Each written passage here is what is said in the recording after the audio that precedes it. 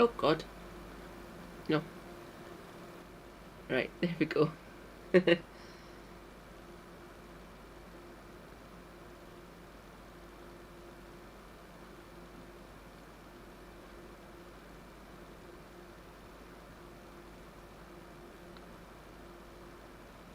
Where's my chat box?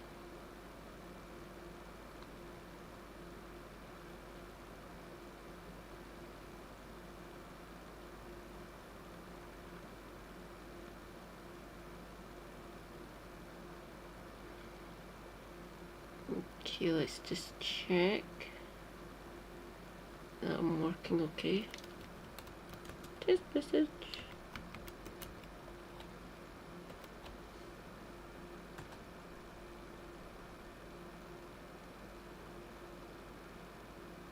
Ah! Victory. There we go.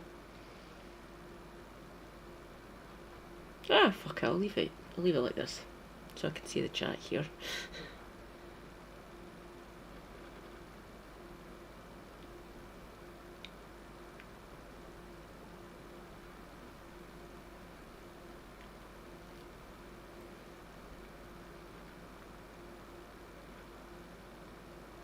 I know I'm gonna have to have it here, I'm not.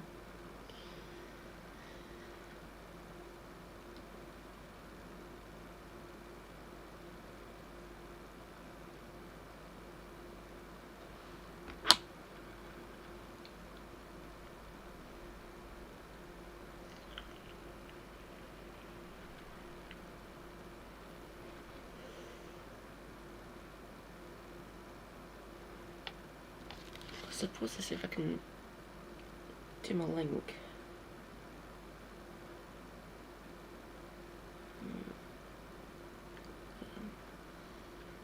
YouTube. Down to my channel.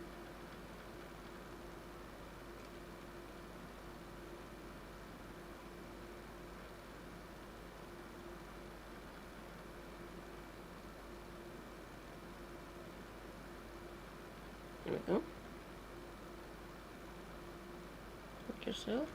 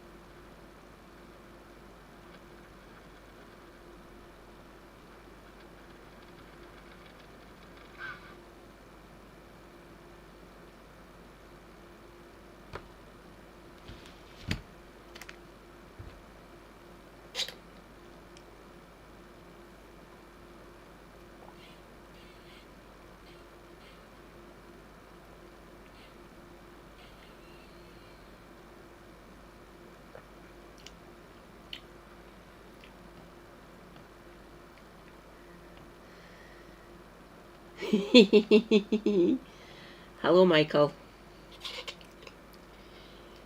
My hair looks really fucking odd. The darker bits. Because of how light works and everything and how it's displayed. The darker bits you can see up here is where it's still dyed. Yep, that's right. So it's very patchy. I want to do my green hair colour soon. I'm just going to have to keep on washing it every 2 or 3 days. Is it me, or does Fiona Bruce look kind of ghoulish here?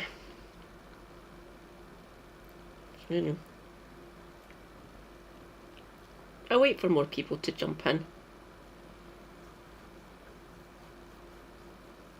For the time being, no Twitch.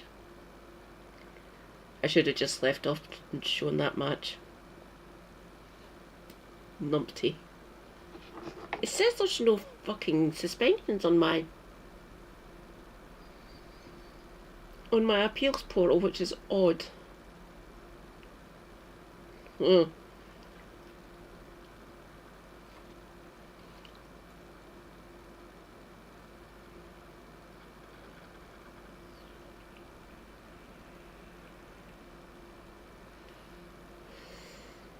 Hi, Scribby.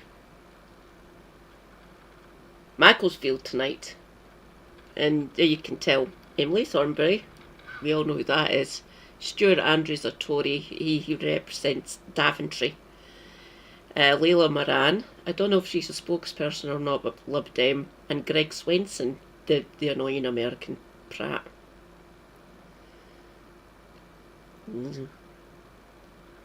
Oh my god, these people are going to look fucking mental in grayscale.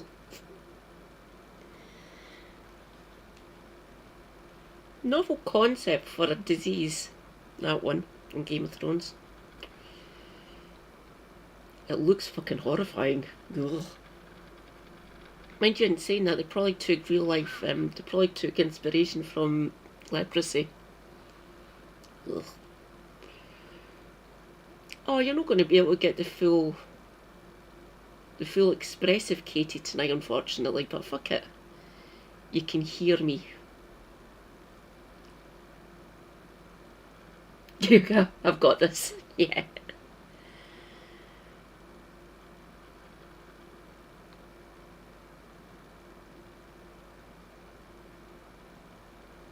How goes things in northeast England, Michael?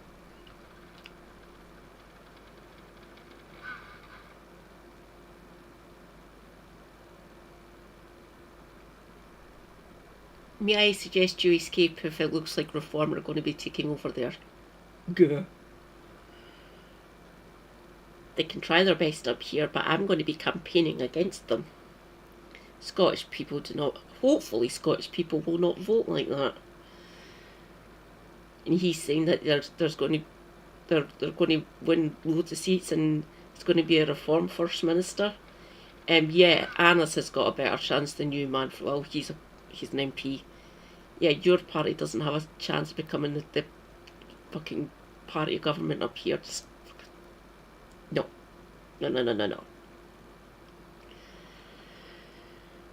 Shall we? What could unite a vampire hunt? Go away.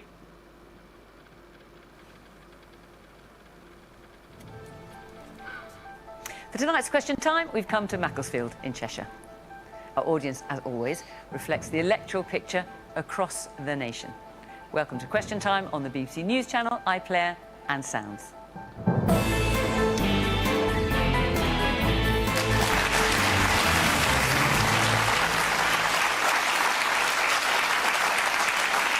tonight's panel, Emily Thornberry, one of Labour's leading voices on foreign affairs, who served in the shadow ministerial teams of Ed Miliband, Jeremy Corbyn and Keir Starmer. Stuart Andrew is the Conservative Shadow Health Secretary. He grew up on a council estate in North Wales and entered politics as a councillor in Wrexham. He once defected to Labour, but just for a year. Layla Moran is the Liberal Democrat chair of the Health and Social Care Committee. She's also been her party's foreign affairs spokesperson and is the first MP of Palestinian descent. And Greg Swenson is a man who hopefully can look inside the mind of Donald Trump for us. He represents US Republicans in the UK and is a commentator on American affairs. He's compared Donald Trump's diplomacy to throwing a grenade into a crowded room. He's not wrong. Right, even if you can, would you want to look into that man's mind? Or that creature's mind? Yeah. Good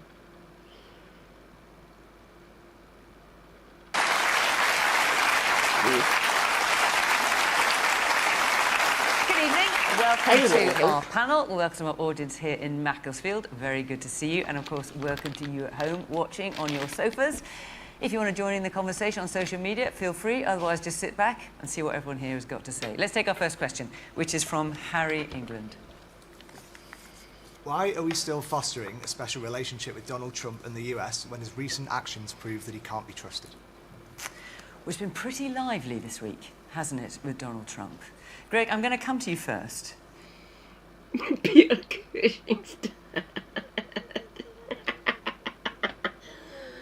I've put my lamp on to see what's happened. Oh, fucking hell, I look even weirder. I've just realised I got that round the wrong way. So the colours are inverted. The darker one must be my actual hair colour, and the lighter one's the dye. Under normal conditions, you'd probably tell that it was purple. It's kind of more pink now. This cardi I'm wearing is navy, and the t-shirt I'm wearing is sort of a very light lilac. Hang on. This is a dark grey blanket I'm wearing. That is a good question. Because I think you probably have a greater understanding, or certainly sympathy with Donald Trump's position. You know, we've had a week where he's threatened to take over Greenland, he's threatened to impose tariffs, he's insulted NATO allies. I just want to tell you about something he's also said this evening about NATO allies in an interview with Fox News. He talked about NATO not coming to help the United States if it needed them. And he said, we've never needed them. They say they sent some troops to Afghanistan and this or that. And they did. They stayed a little back, a little off the front line.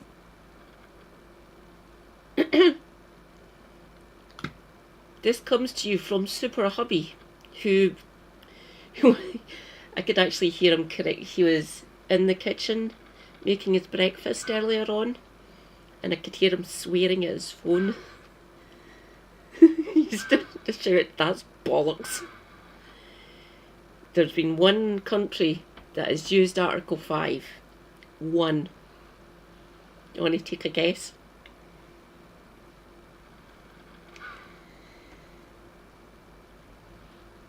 And it was back in 2001, which got a big clue there. He looks wonderful, thank you, Michael. Once we finish with question time and I go on to my my normal topics and stuff where I wouldn't need to worry as much, I'll revert back and you can actually see me properly. The only one that's ever called Article 5, and we all came running for them, was America for 9/11. It's the only time Article 5 has been called, and it was by the Americans. I'm sure Greg will point that out. What do you make of that? Yeah, it's a mistake. And look, the president is very unfiltered and often doesn't have his facts perfectly lined up. We all know that not only was the UK fighting alongside of us in both of those wars, but so was Denmark. And so, in fact, the percentage of casualties for Denmark was as high as the United States. So, look, it was a mistake. He's very unfiltered. But to the question, of course he can be trusted. I think the president wants a stronger NATO. and in many respects, alongside the Russia-Ukraine conflict, that I think inspired the Europeans to step it up. But he's been very critical. So was Barack Obama, for that matter. It's just that President Obama wasn't able to get any reaction and encourage the Europeans to step up defense spending. And the president's been successful with that. So we'll see. I mean, you have Denmark, for example, at 3%. They were only at 1.6 back in 2022. So you're seeing the outcomes. So you might not like the delivery, you might not like how he behaves or how he gets, how he makes the argument, but the argument is a good one. And so in this case, obviously a mistake on the reference to Afghanistan and Iraq, but the outcome is that we'll have a stronger NATO, whether that's because we have more defense mechanisms in Greenland, or you have all the countries in NATO, all the European countries, committing to 5% of GDP. Whether they get there is a different argument. Emily, what do you make of that comment by Donald Trump? It's not a mistake. It's not a mistake. It's so much more than a mistake. It's an absolute insult. It's an insult to 457 families who lost someone in Afghanistan. How dare he say we weren't on the front line? How dare he? We have always been there. Whenever the Americans have wanted us, we have always been there. I went out to the United States at the beginning of the year, and I had supper with a lot of Republicans who, to be quite honest, I didn't exactly expect to get on with and have a great deal to do with. But the one thing that was clearly there was a genuine affection for the United Kingdom, because they understood they were all military men, and they knew that whenever they had been fighting alongside someone from Britain who had been there to support the United States and be involved in action with the United States. How dare this man, who's never seen any action, who somehow or other, when there was a draft for everybody else in the United States, managed to avoid it, and yet now is commander-in-chief and knows nothing about how it is that America has been defended. I mean, seriously, it's an absolute insult. We have had a very shocking few days. We've had a very shocking few days. So we have had the leader of Britain's most important ally, with whom we do have a close relationship in terms of defence, in terms of security, strong economic relationship, cultural, historic. America's our friends.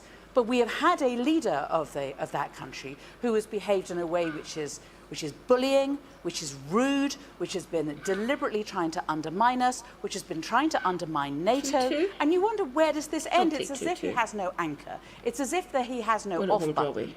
And what we have done, fortunately, and I'm really proud that we have, is we have linked arms with our other friends and nations, and we have said, no, enough, Donald Trump. No more of this. You are not getting Greenland. You are not introducing tariffs. You are not going to be involved in military action. You are not going to breach international law. This is the line. Do not cross it. Yeah, I'm not sure that he will react to those threats or whatever you want to describe them as, but we don't threaten. We're just saying no. Yeah, okay, but do you think NATO will be stronger because of Donald Trump?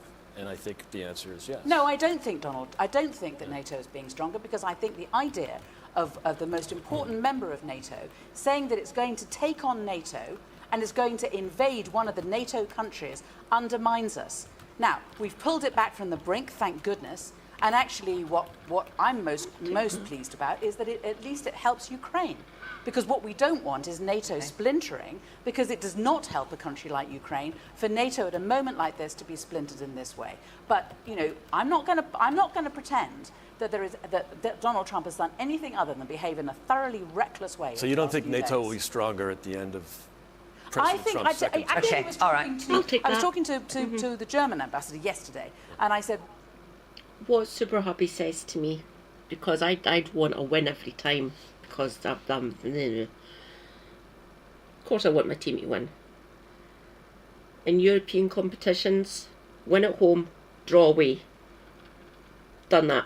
We drew away.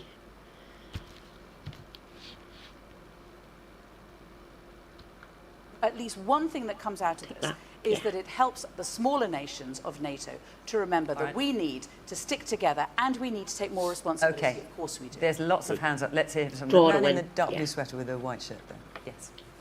Yes. I'm very disappointed to hear that Donald Trump said that about people like myself who served in Iraq. Yeah. You served in Iraq? I was in Iraq in 2003. And so this idea that... Wow. Well, he talked about Afghanistan, actually, but the idea that former British troops soldier were holding back from the front line. I can promise you I was very close to that front line. I crossed over the border on the first day of the war, you know, and I saw things I don't want to see ever again. I think Mr. Trump has just, you know, upset all veterans now.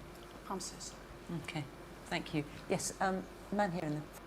Oh, my dude, he doesn't give a fuck about soldiers. He doesn't. He said shit in the past about yous. He really doesn't give a fuck about the armed services at all. The actual people. The actual soldiers, actual sailors, airmen, things like that, pilots, marines, fuck it. So yeah, this doesn't surprise me, him saying shit like this. What is a bit surprising is the fact that we haven't cut ties yet with this fucking tangerine dictator. Just fuck off. I do not want this.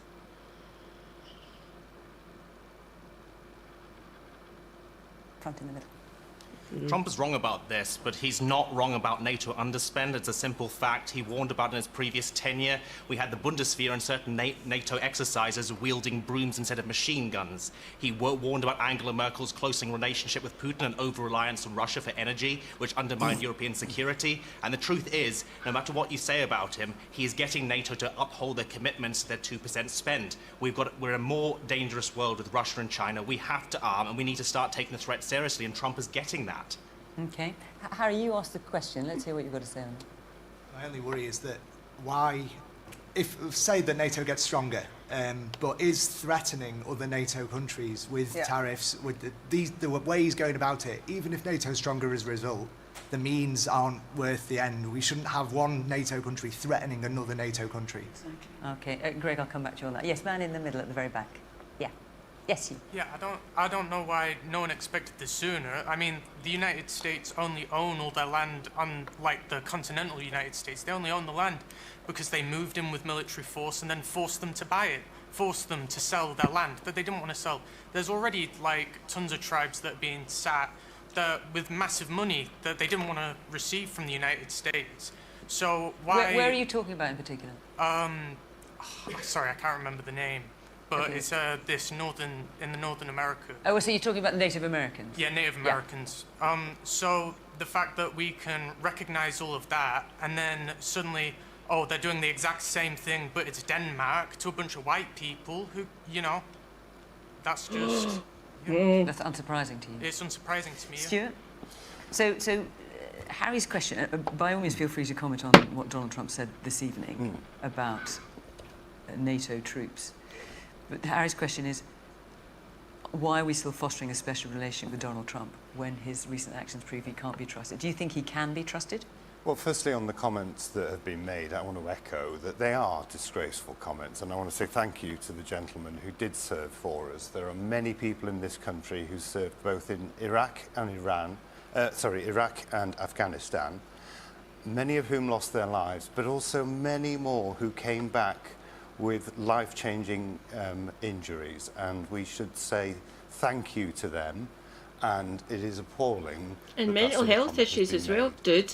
Does that mean, though, that we risk our special relationship? No, because actually our relationship with America...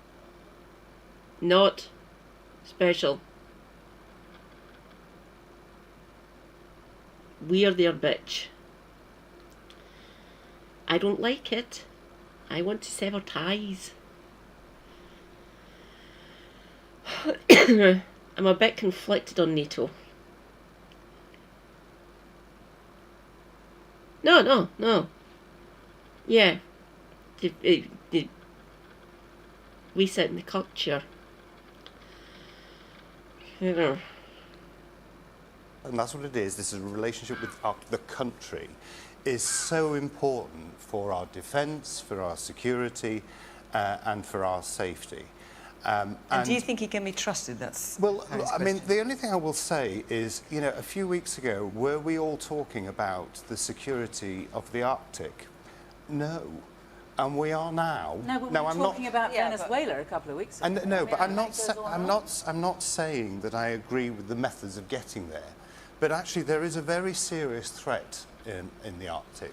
there is a very serious threat, and Russia will expose that and use it against us. And do you think threatening to invade was the way to get people to pay attention? No, absolutely not. And that's why we were absolutely behind what the Prime Minister said. You know, that you cannot say we will, you know, you'll punish other countries with tariffs because you want to get your way in Greenland. That is not anything to do with the other NATO countries. That is for Greenland, the people of Greenland, and for the Kingdom of Denmark to decide. But, you know, for me, there's a danger to do a Love Actually moment here, but for me, a relationship means that you can be honest and frank, and that is what we have done this week. We've been honest and frank with the President to say we will not tolerate you threatening tariffs, and we will not tolerate you trying to go against the sovereignty of the people of Greenland and the rights of the Kingdom of Denmark. Who needs enemies when you've got friends like Donald Trump? Seriously. And the Liberal Democrats have long argued now, we should have learned from the first Trump presidency. We know what this guy's like. We're in a school. He's a bully. You're absolutely right, Emily. He's a bully. He's behaving like an international gangster.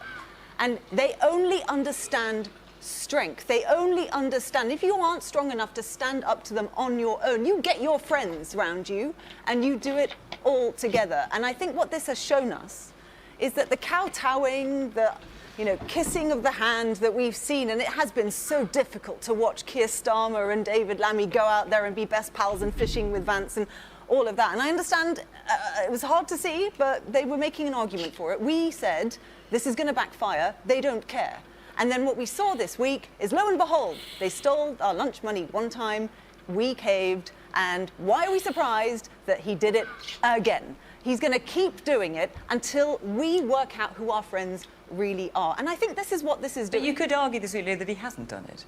That he hasn't invaded Greenland. For now. And the tariffs have not been imposed. For now, but... Fiona, he threatened fucking economic vandalism and violence on us and NATO. Allies, I hasten to add. We're meant to be allies. I will not say what Super Happy's suggestion is to bullies, because I've already lost my Twitch stream. I'm not going to lose my YouTube one. Yes,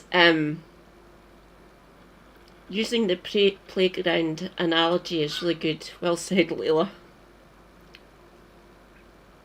So yeah, Fiona's been threatening economic violence on us and literal invasion on Greenland, an ally, because it's the Kingdom of Denmark. By the way, there's Greenlanders who want Denmark gone as well. So, yeah, that's fun. I know how to deal with bullies. I've dealt with them before in my life, so I will not see how I would deal with them, because I'm a good girl, and no violence. No violence, anyone, please. I beg of you. But yeah, playground analogy is rather apt one, in my opinion. Do we really want to have to go through this over and over? And it wasn't until, Mark Rutte got him in a room and made some kind of a deal that I don't think Denmark or the people of Greenland had anything to do with. But also, the EU got together, suspended trade talks, and then put 93 billion euros worth of potential sanctions against him. And we all stood in lockstep. He also achieved the unbelievable, which is he got all political parties across the whole spectrum in this country coming out against him. I mean, maybe that's a good thing, maybe not. But this is not the way grown-ups behave. And there are serious questions about his mental acuity. I mean, that is not just a small mistake. I completely agree. It's an absolute insult to brave veterans who have served and died for this country. It's not good enough. So I think it's putting into sharp relief that the way this government has approached Donald Trump is the wrong approach. It's time to have some dignity and stand up for ourselves. I don't agree. I think that actually Keir Starmer has behaved like a grown-up this week. No, Keir Starmer has. I'm talking about Trump. Yeah, but, you know, the way to respond is the way that Keir Starmer has. And he has done it politely, a lot more politely than I would. But he has done it politely, and he's stood up to him, and he's been clear. And that's just in public. We can see, can't we, by the effusive way in which the Danish Prime Minister came straight over to London immediately after the deal was struck and thanked us. The amount of work that's been going on behind the scenes, the sort of things we're probably not going to read about until let's hear a bit more from our audience then. Man here in the blue shirt in the front. Do you not think that he's one of the most dangerous men in the world at the moment? I mean, the way he acts, he threatens and then he pulls back, he threatens and he pulls back. Like you said, he's just like a bully. But the same thing is that he's doing more U-turns than Keir Starmer. He threatens tariffs, he pulls them back. He's just a dangerous man. He's nothing like you said. He's nothing, just like a gangster. But what about Greg's point that countries wouldn't be paying more into their defence budgets as part of NATO if Trump hadn't been saying what he has pushed that up, and I must admit that is the case. But sometimes when you hear him talk, you think it's all about the Donald Trump show. He's not bothered about anything else. It's about how he comes across. Yeah. Okay. Woman there in the pink jacket. I'm concerned about the fact there's no checks and balances in place. I mean, he seems to be a lone wolf doing things on his own, exactly what he wants, and who's checking his behaviour. We've had this in history before. I think that there are some checks and balances. I think the markets this time have spooked him. The reaction of the markets was important. I do think also that the Senate and Congress are beginning to finally find their feet. And I think that also the Supreme Court may well stop him from being able to introduce sanctions in future. I think that America still remains a democracy. Man in the glasses now. Just on the point of the Trump thing and trusting him, just in relation to, obviously, this week he's also announced this new Security Council where he put £1 billion in, and he's asked... Oh, the Board of Peace, which is about trying to maintain peace in Israel, Gaza, and rebuild Gaza. And he's also obviously got Putin to he's wanting Putin to sign and that kind of thing. Yeah. So how can we trust someone with NATO and with our country who's actively okay to allow Putin, who's a warlord invading Ukraine at the moment, to actively be involved in that as well? I think we can't just trust that. Woman at the back. It seems to me that the loose cannon approach that Trump employs is part of his business strategy as well. You know, that pitch high and then come back from it. But I also think about Russia and China, and what are they doing? Are they sitting back and laughing? You know, with their arms folded and some popcorn and a drink and watching all this chaos that is ensuing because this man is, as someone said earlier, thrown a grenade into the European Union and the European and Greenland, etc. So what are they learning from how Trump is behaving? Is there anyone here? We had one person in the front who I don't want to put words into you, sort of making the case for what Trump has been doing. Is there anyone else here who takes that view? Yes, woman at the back in the glasses. Let's hear from you. I think Trump, he's one of the most powerful leaders in the world. And when he makes his threats, he does actually get things done. He's involved in all the peace talks around Ukraine, the Russia, Iran, Gaza, Israel. What's the UK government doing? What's Keir Starmer doing? Okay, the man here in the front. I wouldn't say I trust Trump, but I trust America. But it's a weak Europe that has allowed him to do this. So he can kind of do what he wants. But I think ultimately America we can trust. But if we had a stronger Europe, then today we actually sort of over the last couple of days we've actually shown that we are a little bit strong, and he did listen to us then. But if we'd done that from the beginning, and we had a strong NATO, might not have been in this position. Yeah. So Greg, first of all, I just wonder what you think about what you're hearing. And listen, I'm not trying to paint you as the spokesperson for I'm not trying to put you in that position. I don't work for the campaign. You're the head of Republicans overseas UK, so we're going to try and pick your brains on this. Yeah. How should we see the world order developing under Trump? I mean, one of the criticisms that is made of him is that his view is might is right. Sod the diplomacy, sod international law, issues of sovereignty, all of it inconvenient. As long as you're powerful, that's the only thing that matters. Is that fair? It is fair because he believes in peace through strength, which started with Eisenhower in the 50s. Ronald Reagan got most of the credit for it because he developed... Oh, my dude, peace through strength.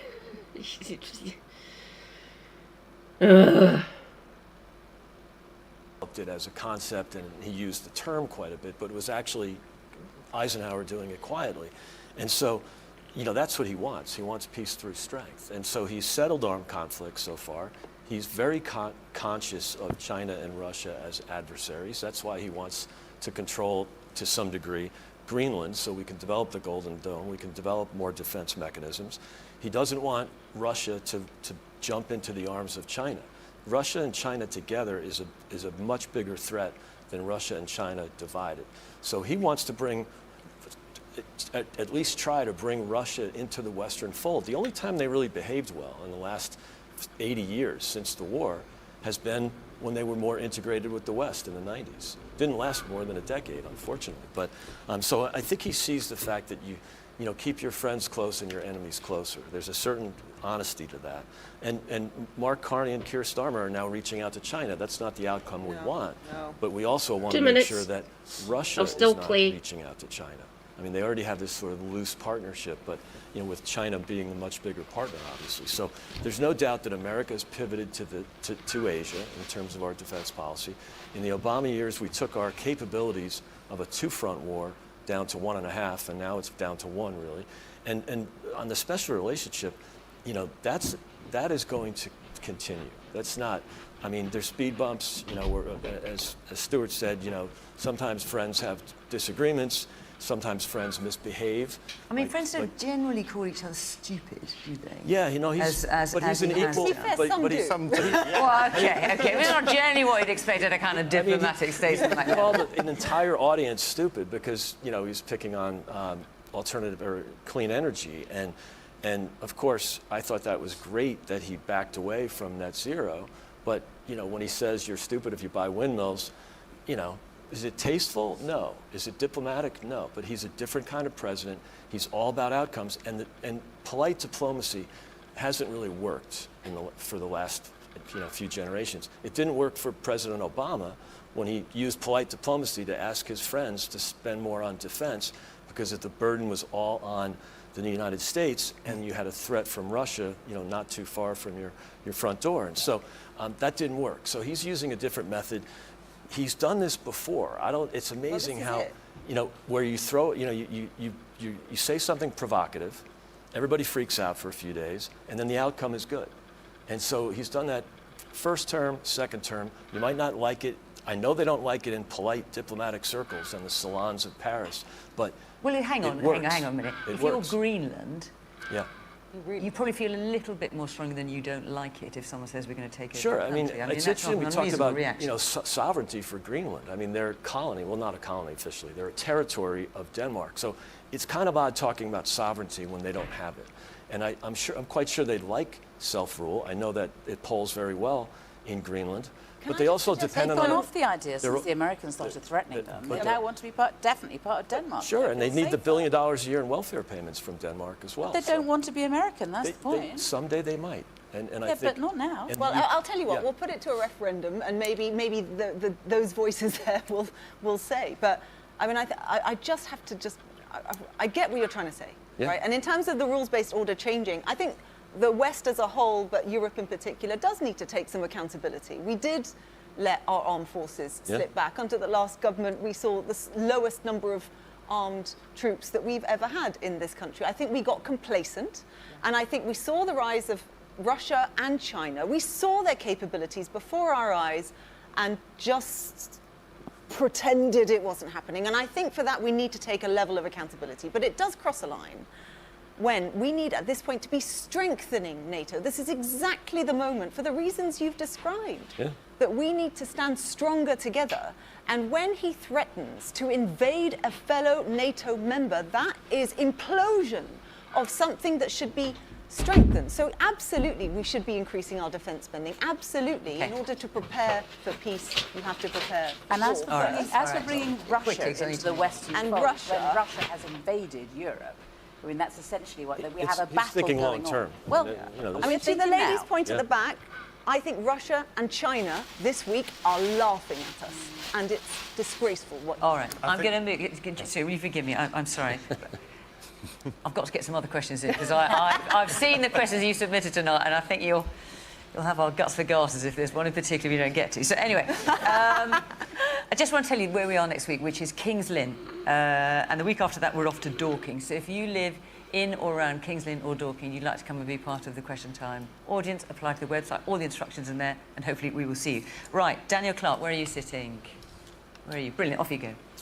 Given the number of defections to Reform UK, is the death of the Conservative Party imminent? Right, so Reform now has 7 MPs. Their numbers swelled by Robert Jenrick, former Conservative Shadow Justice Secretary, Nadeem Zahawi, once Conservative Chancellor, only for a couple of months, but nonetheless he served, not currently an MP, and Andrew Rosendale, Shadow Minister for Foreign Affairs. Is the death of the Conservative Party imminent? Well, I think you know that I'm going to say absolutely not. Yeah, but it's not looking good, is it? Look, I'm not going to pretend that this week and the defections have been easy. Of course they haven't. And your party's dead. Oh, I despise her as well.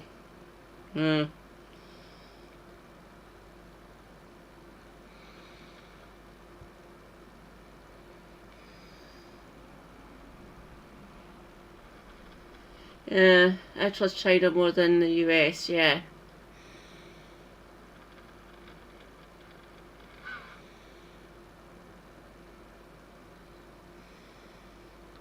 for some of my colleagues, those have been quite incredibly painful because they are people who they have supported, they're good friends of.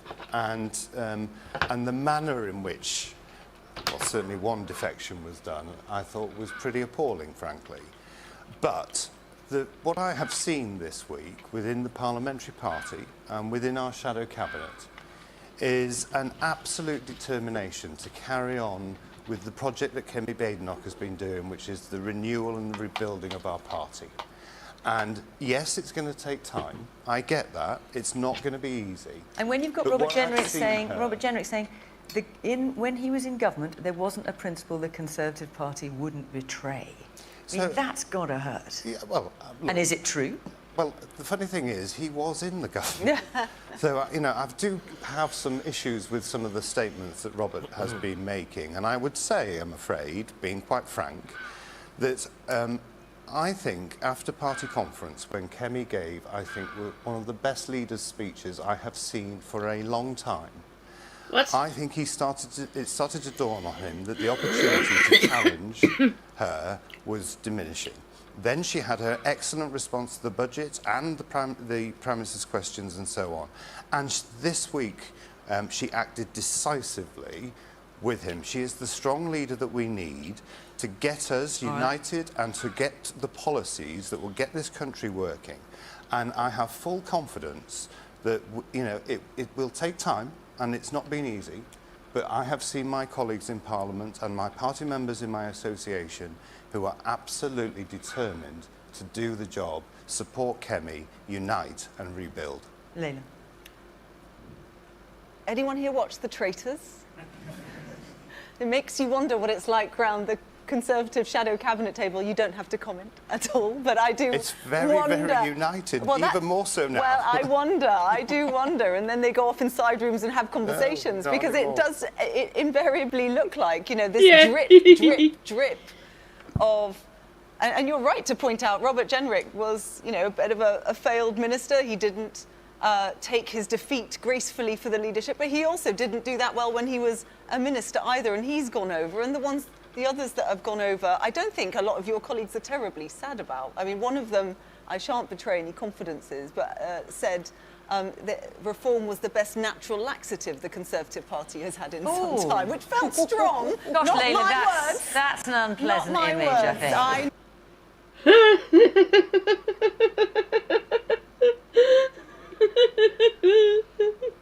Oh my God. Oh, that's a bit of a graphic image, that one. Christ. 255 needs to hear that and create a meme. Not safe for work, probably. Be the best channel for it. No, not Really? the best image. Not the Editors. best image. I think, but I will say something though, and I don't think these psychodramas within parties are actually very good for democracy. And we had enough of it, frankly, What's from that? you lot at the last election. We really looked forward to not having that in this Parliament. And unfortunately, it looks like you're all continuing to squabble like rats in a sack. Well, what about, when hang in on, fact, Layla. We've got big issues in this country, like the NHS, like the cost of living, that we need to get on and solve. So- I really hope that this doesn't I want continue. to For challenge all of that. our sakes, we've had enough. do But want to Layla, why challenge aren't you doing better then? I mean, you've got 72 Lib Dem MPs. We've got 72 Lib Dem I know, but MPs. look where you are in the polls. Honestly- So the latest poll of polls, you're last. I mean, And apart from some little parties hardly Well, anyone's look, heard of, polls are- you're below Reform, Tories, Labour, Greens, and then it's the Lib Dems. And then if What you is look going wrong with and your in party? other polls, if you look at who's the most trusted leader, it's Ed Davey and the Liberal Well, he's never Democrats. getting anywhere near it on the polling at the moment. What's going wrong? Well, all I will say to that is we've got 72 Lib Dem MPs, way more than at the last election. Right by you, you've got Cheadle and you've got Hazel Grove, very nearby, places that we won because. So why we aren't you saw doing better? failed That's what I'm asking Conservative- you. We are doing well. Well, And not in the give you- polls, I'll you're tell you not. what. Well, I'll tell you what. Here's a poll that really matters. By-elections last year, actual ballots in boxes. Which party won the most number of by-elections of any of the parties, including Reform? The Liberal Democrats. When it comes to actual ballots in boxes, which are the only polls I care about, we are doing very well. We're looking forward towards May, and we think at the next election, especially with the right split in the way it is, and us competitive and Tory-facing seats, we are going to continue to do very well indeed. Thank you. Briefly, you wanted to come back in. I just want to make this point that, you say the shadow cabinet is divided. I've never seen it more united. We are working together. Well, next week, maybe. Next week. I mean, hang on. That was only a week ago. What I mean by that is, Robert was going off and doing his own thing with his videos and what have you, but the rest of the team have been working incredibly closely. Andrew In health- Rosendale, Shadow Minister of Foreign Affairs, in, he left last in week the as well. shadow cabinet, I've been working with our shadow education team on mental health because obviously it's important for my portfolio. Likewise with Helen Waitley in DWP. We are working So it's very all much great as a now. team. No one else is going to No one else is going? Well, You I've sure? no idea. All right. All Okay. I know is in our shadow cabinet we've been working incredibly hard. Our shadow teams All are doing right. the same. Greg, are the Tories facing extinction?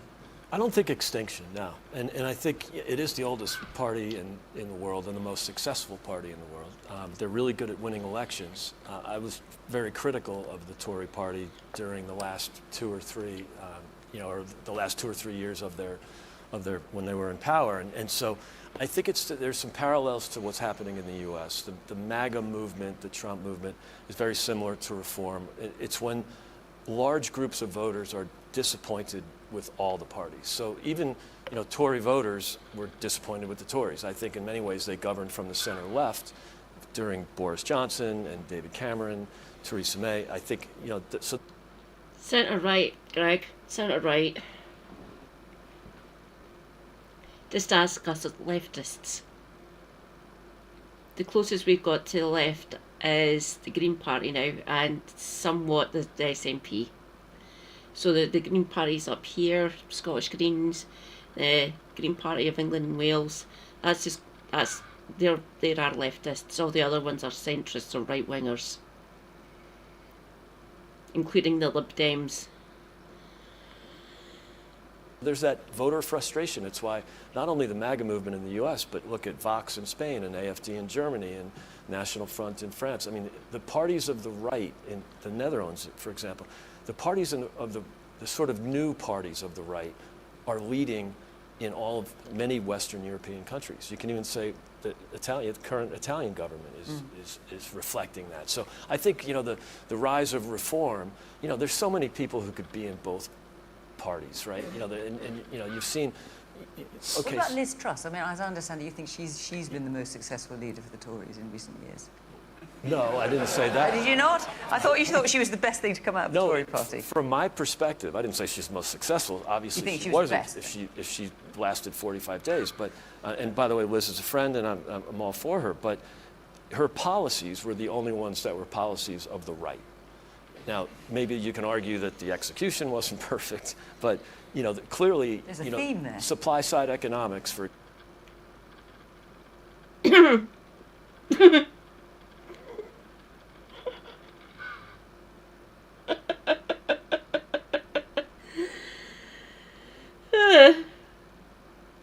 She made us look like an economic basket case, Greg. What the fuck, man? Fucking hell. Example. So she was more Margaret Thatcher than David Cameron and Boris. Boris and Rishi had price caps and windfall taxes and net zero. I mean, all these things that Joe Biden could only dream of when he was president. He couldn't get done, and yet Boris and Rishi got them done. Woman here in the green top. And there was just reference to democracy, and I don't really understand how constituents vote in an MP and they can defect to another party and there isn't a by-election. Just don't understand how that can work. Yes, because Robert Jenner said he's not going to have a by-election. Yeah. And the woman here in the front. Now, if he was sticking to his convictions and doing that, he should have called a fucking by-election. He should have stood down, said, I'm leaving the Tory party, I'm going to join Reform, and call for a by-election in Newark. He didn't.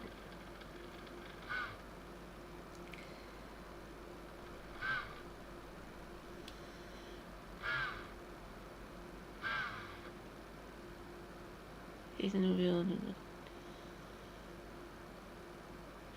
Correct, Michael. Yeah.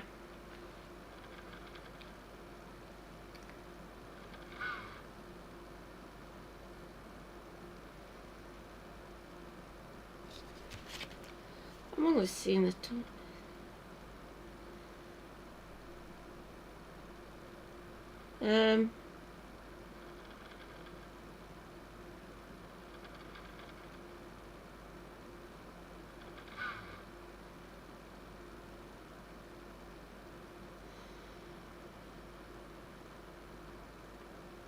Yeah.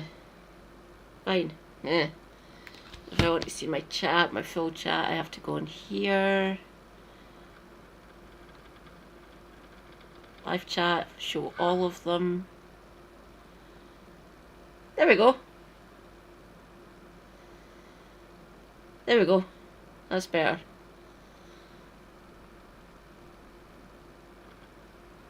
In the pink sweater. I think the Conservatives defecting to Reform will do Reform more harm than good. I think the voters spoke at the last election for Conservatives, and for them to be defecting now to Reform, I think that's damaging Reform, and I think they are slightly dropping in the polls, which is. And you think that's why? Pardon? You think that's why? Yes, I do. Okay. Yeah. Man behind you. It's not just Conservative, though, is it? Nigel Farage, just over these last few days, has stated that there's a prominent Labour MP planning on defecting and going over to Reform. I'd be interested to hear what Emily would say to that. Presuming it's not you, Emily. No, it's not Emily. Come on. She would never do that. It's going to be Kate Hoey. I'm trying to think of who else. There's plenty of backbenchers that I don't know about, obviously. Well, let's ask Emily. Who is it? No, is there such a surprisingly, person? It's not me. I don't know if he said a Labour MP. Oh, don't apologise. The language is fine, Michael, honestly. I can't get myself sorted here. Give me a minute. Figure, but, you know, which could be anybody, let's face it. I mean, but what I obviously would say to anybody on the Labour side is look very carefully at what kind of party you would be joining. And look at the people in it, look at their policies, look at the fact that Robert Jenrick, you know, who was saying, I mean, you know, he had one foot out the door when he was saying that he was disappointed he hadn't been able to see a white face when he was in Birmingham, if you remember.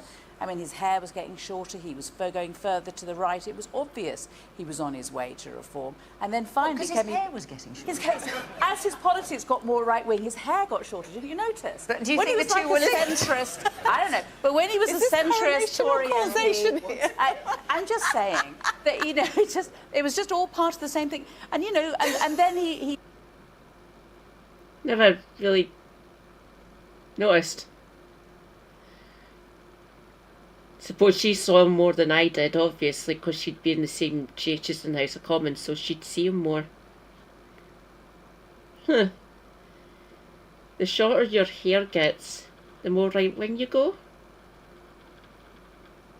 I'm curious about that. I need to grow my hair out longer.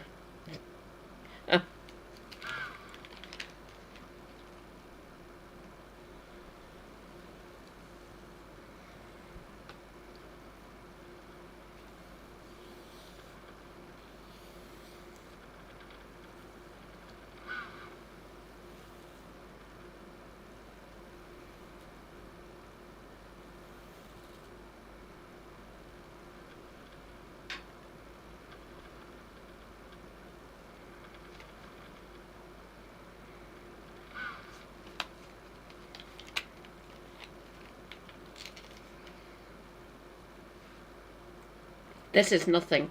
This is short compared to how I used to have it when I was a teenager. I had it down to my bookie. My mum got it cut when I was 14. I was crying. He writes a letter of resignation, and he has a whole campaign around how he's going to. And then Kemi finds it, and then she's complimented at being so forthright and decisive at chucking him out. Well, he was practically gone, and she found his resignation letter. That is not necessarily evidence of strength. That is, I have to do it. Obviously, I have to. A lot more strength than Keir Starmer with the cabinet ministers that are plotting against him. I don't think cabinet ministers are plotting come against on, him. I think Emily. that's nonsense. I think it's absolute nonsense. This was a guy Andy who'd written Burnham, a letter. not interested in Keir Starmer's job? Well, I don't know, but I mean, at the last I heard from Andy Burnham, he said that he was going to go through this term. He had no interest in going to Westminster in the near. Oh, someone's stepping down. Shit. Give me a minute. I'm going to lose my chat off my phone for a minute. I'll post that into the Discord. Where's the news?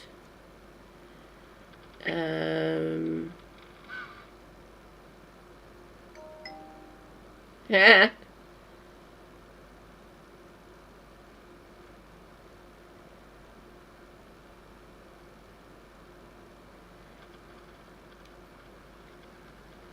I'll just read it here, then I'll post it into the Discord. Right. Oh, it's Henry Zeffman. Former Labour Minister Andrew Gwynn has announced he is standing down as an MP, paving the way for Greater Manchester Mayor Andy Burnham to potentially run in a by-election in his Gorton and Denton constituency. In a statement, Gwynn said he had suffered significant ill health and had been advised by his GP that it wasn't safe for him to return to work as an MP. So, Gorton and Denton. Whereabouts is that? Give me a minute.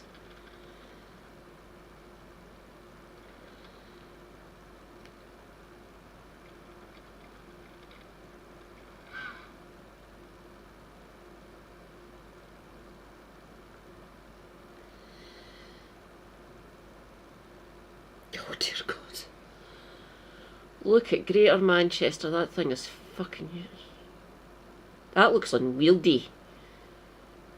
So there it's there. I don't know.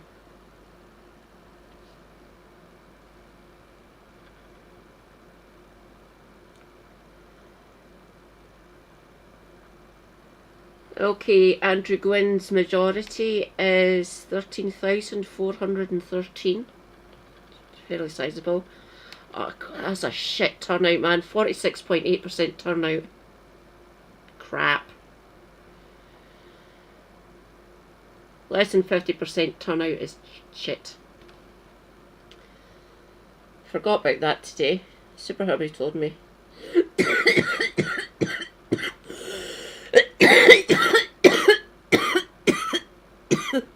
God. Keep on choking on my own saliva. That's rather problematic.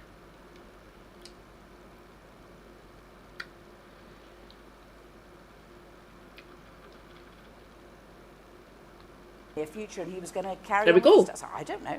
That's I mean, the the last I heard from constituency him. is becoming available, as you know. Andy Burnham's, Yes. I need to double check exactly what Andy Burnham said. I hope someone will correct me if I got this wrong. I think he said he couldn't predict the future. He said, "I'm committed to my." I've got it written down. Oh, I'm brilliant. committed to my third term, absolutely, and I'm not intending to come to Westminster anytime soon. And he's also said the best person to be Prime Minister is Keir Starmer. Now, I don't know, maybe he's, you know, like, that sounds to me like something else. When was that, though? So, a best person to be Prime Minister is Keir Starmer, he said at conference. Yeah. No, since the constituency came free this evening. Oh, I don't know what he said since then. Okay. He hasn't ruled it out, All right. my understanding. As I understand, he hasn't ruled it out, but... So it's Gorton and Denton is in the Greater Manchester area.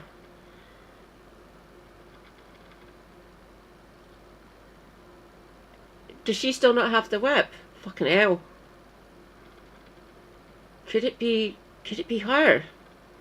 My God, don't tell Helena. Or she might be happy.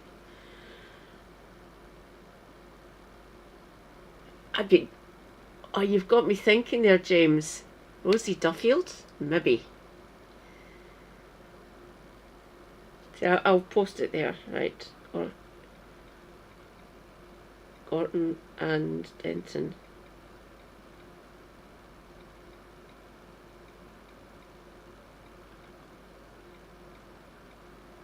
There we go. Gorton and Denton. You can look it up on Wikipedia. I'm sure someone will correct me if I'm wrong. Yes, woman here in the front.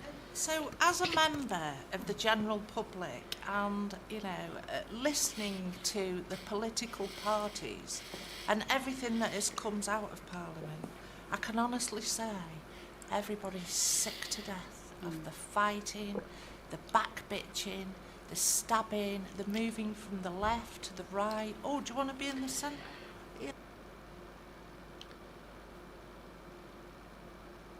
It's a split between two councils, bloody hell. Okay. Rejoice, comrades. John the Brazen. Hi, John. No Twitch. Me was naughty. Me being suspended. But it's still not appeared on my appeals panel. So, that's why we're in grayscale watching Question Time on YouTube.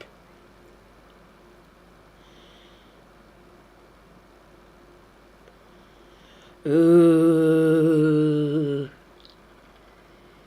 Oh, it's all getting very interesting. That's actually true with what I said about Andrew Gwynn, by the way. He does have health problems. And if his GP's advised him that he's not being an MP, he's more than likely going to listen to it. We will see, obviously. Would we want... Do we want another Blairite back into the Parliament? Mind you, there's still loads of them in there anyway. Fuck it.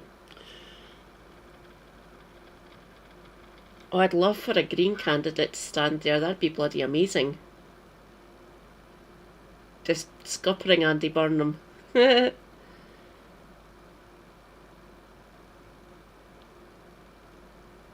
Ooh. Thank you, John. Thank you. No, come to the right. You want to get on the left? Which side? Who wants to be on? Where do you go? I mean, how can we keep up with it? We're not allowed to have general elections. Who decided to stop political general election for May, where we can vote? Oh, you're talking about the council elections? Yeah, the council election, elections. yeah. Who decided that? Because that decides who's in Parliament. Then we decide who goes to Parliament. Then you're going to decide you want to go be on that side. You decide you're going to be on that side. And exactly what this lady said here at the front before. We can't keep up with it. And the twisted derogatory that is coming out of Parliament, we all sick of it, because the country, we all trying to go to work, make a living, pay our bills, pay our taxes that are going up all the time, and people are absolutely feeling the back of it. And you have to that seems a bit mad. right, we're all privileged people. We've got jobs, we've got abundance of everything, we all work really hard, everybody comes together, we live in a beautiful, civilised society, and then we have to listen to all this political, you know... So can I ask you, you don't have to tell me how you'd vote, but do you know how you'd vote in the next election? Which is Well, I can honestly tell you, right, I've only ever voted once in my whole life. How sad is that? For someone who's been Is able that because to... you didn't know, you just didn't know where to put your vote? For someone who's been able to vote, right, for 42 years, I have only ever been driven to vote once. Okay, you've got to tell us who that was for now. No, I'm not going to tell All right, you. fair enough. Because I'm not Okay, going to be fair enough. I'll biased. put you on the spot. I'll put you on the spot. Okay, I'm going to move on and take another question. Loads of you asked about this. Loads of you. So let's give it a go. William McBride, where are you sitting? William, right, off you go. How can we balance protecting green spaces like Adlington Newtown with the urgent need for more house building? Right, now all of you here will know exactly what this is about, but those of you at home may not be quite so aware, so I'm going to fill you in. Adlington is a small village located between Macclesfield and Stockport. It's been selected as one of 12 potential locations to be developed into one of the government's new towns. Now currently, Adlington is home to about 1,200 people. It's got a railway station, it's got a pub, and it's got a church. Under the new plans, it would go from 1,200 into a town with 14 to 20,000 homes built on largely green belt land. And there's plenty of farms on it as well. Emily, how do you balance protecting green spaces with the need for more house building? And here is a case in point, and it is opposed by the local Labour MP. I know about Adlington because I know Tim Rocker, who's the local MP, who's been bending my ear about it, but he's also been bending the ear of the minister as well, and I know that he's doing his best to represent the interests of this area. And the housing minister is Steve Reid, and I don't like him. We need the fucking council houses. We fucking need them. Just get them built. God damn it. How many Greyfield is there? How many Brownfield sites is there?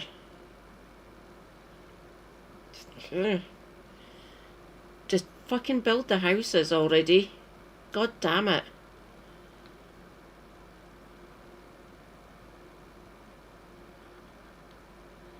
I didn't, John, no. Once we're finished with question time, I'm going to shut down the stream and bring it back up with the colours back to what they should be. I'm just doing this so I don't get copyright cut by the BBC because it's an outside broadcast. Well, it wouldn't be the BBC, it's is it Endemol? I'm sure it's Endemol, the Dutch company that does it.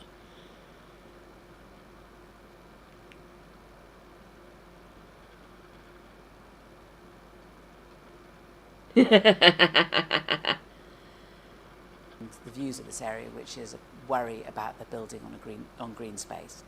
He also knows, and we all know, that we need to build for the sake of the next generation. If we want our granddaughters down the road, we have to build houses down the road. I mean, we just have to. So what we have to do is take clever looks at where we can build. And obviously one of the advantages of a new town is it squares off the criticism that's quite often made when you just get small infill, which is we're just getting bigger all the time, we're not getting the extra infrastructure, we're not getting the extra doctor surgeries and schools and roads and da-da-da-da. But if you set up a new town, then you can do it as a community with all of the infrastructure as well. So it is hard, but one thing we can't afford to say is we can't keep saying no. We have to build, because otherwise our children are not going to have anywhere to live, and they won't be able to have our grandchildren. Oh, don't worry, James. We need to be able to continue to build unless the only way to get past the housing crisis is to build more homes. I mean, the question now is where. There's a 19,000 strong petition against it. I know. And what you're saying is, you might hate it, but tough luck. We're gonna. No, I'm not saying that. What I'm saying is, we're not going to build there. Where are we going to build? Because the homes are needed. So effectively, you're saying tough luck. No, I'm not. I'm saying we need to build more homes because you know, at the next planning meeting, you may well get people turning up who don't want the homes near them. But what you won't get is you won't get the families who actually would have an opportunity to have a home if those houses were built. Do you think this new town should go ahead? Oh, I'm not making the decision, and I don't know enough. But I can tell you that I do know that we need to build more homes, and I know that you need to build more homes around here. And if you ask people under 35 in Macclesfield, they know that there needs to be more homes built because they don't have anywhere to go. Lots of hands up. Now listen, all of you, be reasonably brief, or else I won't get enough of you in. It's man here in the front. Okay. I'm father of 2 children. They're going to need affordable homes at some point in the future. So I'm going to come off affordable homes. I'm going to talk about food security. In a world of defence threats and climate threats, how is building on farmland going to help us with food security for the nation? You said let's talk to people under 35. I'm going to take a risk. I think you're under 35 at the very back there. Is that fair? Right. What do you think of this? Well, I just think it should have been proposed not by a private company. And on top of this, there should have been at least some sort of consultation with the local public. Yeah. Do you support the idea? No. You don't? No, no. OK. Woman there in the stripy top. I'm going to sideswipe the question slightly to the other issue you have is how do you expect developers to be able to develop these when the costs for them are growing exponentially? There was a citing not so long ago that their costs are going to increase by like 3,000% in the next 10 years. Thanks, John. Building costs. Yeah. They've got costs of funding, they've got costs of materials, they're all increasing exponentially. Cool. And it's actually not viable for a lot of developers to fund and work on these like you expected to before. So more and more developers are Tell the developers, fuck off, stop land banking council houses. Give the councils money to build council houses and social rent. Can you hear us yet?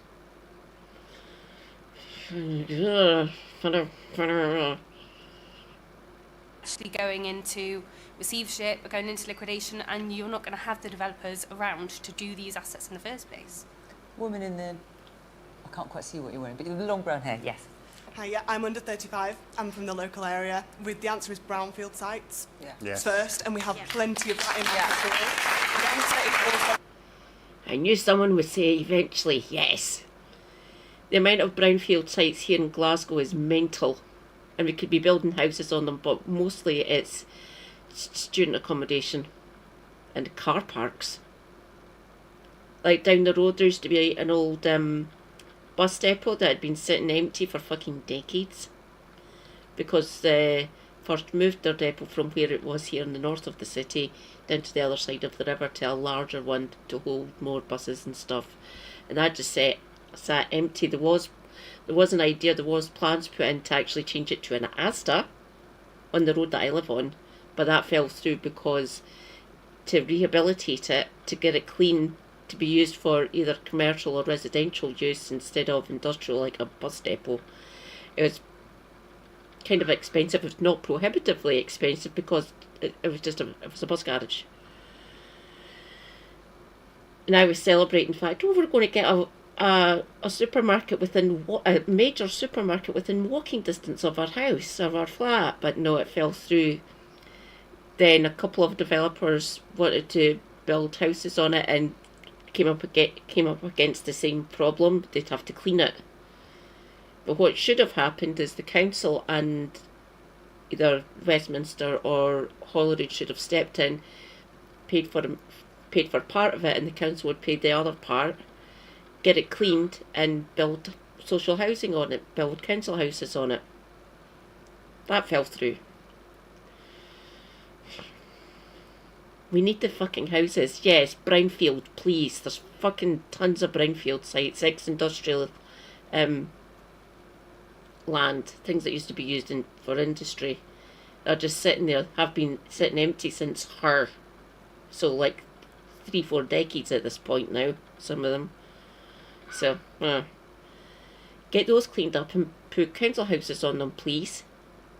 We fucking need them. Yeah, well, Helena's been saying that. We need a state housing developer. Social rents, please. Thank you. affordable homes. There is not a single home in this proposal under £400,000, which is not affordable. Yeah. What about the woman in the middle? Who can get a microphone to... yes, there you go. My concern is that the cost, if they go ahead and build these houses, how can the government actually justify it when they've got other policies to do with protecting carbon capture and things? The costs far outweigh the benefits. Like, yes, we need houses. I'm also under 35 and I don't own a home. I aspire to one day own one, but I don't aspire to own a home in Adlington Newtown because they wouldn't be within my price bracket. How can a government that's saying, yes, we're all about ecological... About the environment. Yeah, we're all about the environment. We want to offset carbon costs, but we want to dig up farmland and release carbon willy-nilly and sacrifice wildlife and the green that makes England so... And the woman next to you? Emily talked about infrastructure, but the problem with these big developments is that the houses come first and everything else follows much later, and it's the other surrounding areas like Poynton and Macclesfield that will bear the brunt of it, and their services are already stretched. And I agree that I do hope these developers go into receivership and that we concentrate on brownfield sites. And so look, one of the reasons we wanted to take this question, I mean, we choose our questions based on what you are most interested in. It's pretty much as simple as that. And as you know, you submit your questions when you arrive this evening, and we make up our decision based on that. But what I think we're hearing, and the reason I wanted you to discuss on the panel tonight, is I suspect a microcosm of the debates that are going to be had every time one of these new towns is proposed. And this is what we're seeing writ large here. People want houses, but they don't want them here. Is there anyone here who supports this plan? Okay, got a few hands up. The man in the glasses there. Yeah. I'm under 35 as well. I support the new town. I think a lot of people who are against it have lost faith in the state, the country's ability to deliver big projects like this. So people think, well, we'll never get the schools, we'll never get the GPs. This is all a load of rubbish, basically. Maybe I'm a naive optimist, but I think this is an opportunity to build a beautiful, well-designed, human-centric place. And as much as maybe the house prices will be high when they get built, they'll be a damn sight higher if we don't build anything. Okay, and you, in the grey sweater here in the front, you put your hand up as well. Yeah. I've got 4 children. I'm over 35 for information. It's okay, you do. Thank you. I know I'm lucky. And one of the issues that we have locally, ultimately, is we don't have enough housing, number one. We've got the space locally because we've got the green belt where we are in Macclesfield. We're local to a major town of Stockport and a big city of Manchester. We've got other infrastructure in place. We've got mainline railways. We've got big international airports. We've got the space, we've got the kids that are going to buy the houses. What we really need to do is work with the local government to get what Macclesfield needs as well, some additional funding down here. I think it's been mentioned by others. So we need some more funding going into the schools down here to get the overflow whilst they're starting to build, so we can improve the services down here. And also get sort of, as Metrolinks come into Stockport, get better connections into Stockport as well to allow this new town that's going to be built there. John, I go to you first because you're very knowledgeable and you know a fair amount of things. But, because I'm Scottish based, I know more about up here, obviously. How big is Macclesfield? And how far away is it from Manchester?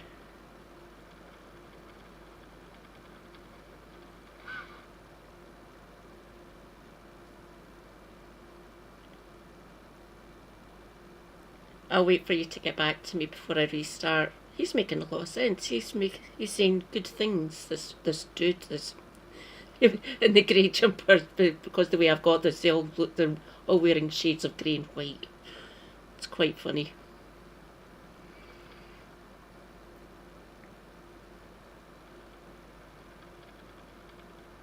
It looks a little bit different on the way because I've just you just invert the colours. You can't choose what sort of inversion you do, like you have with the laptop.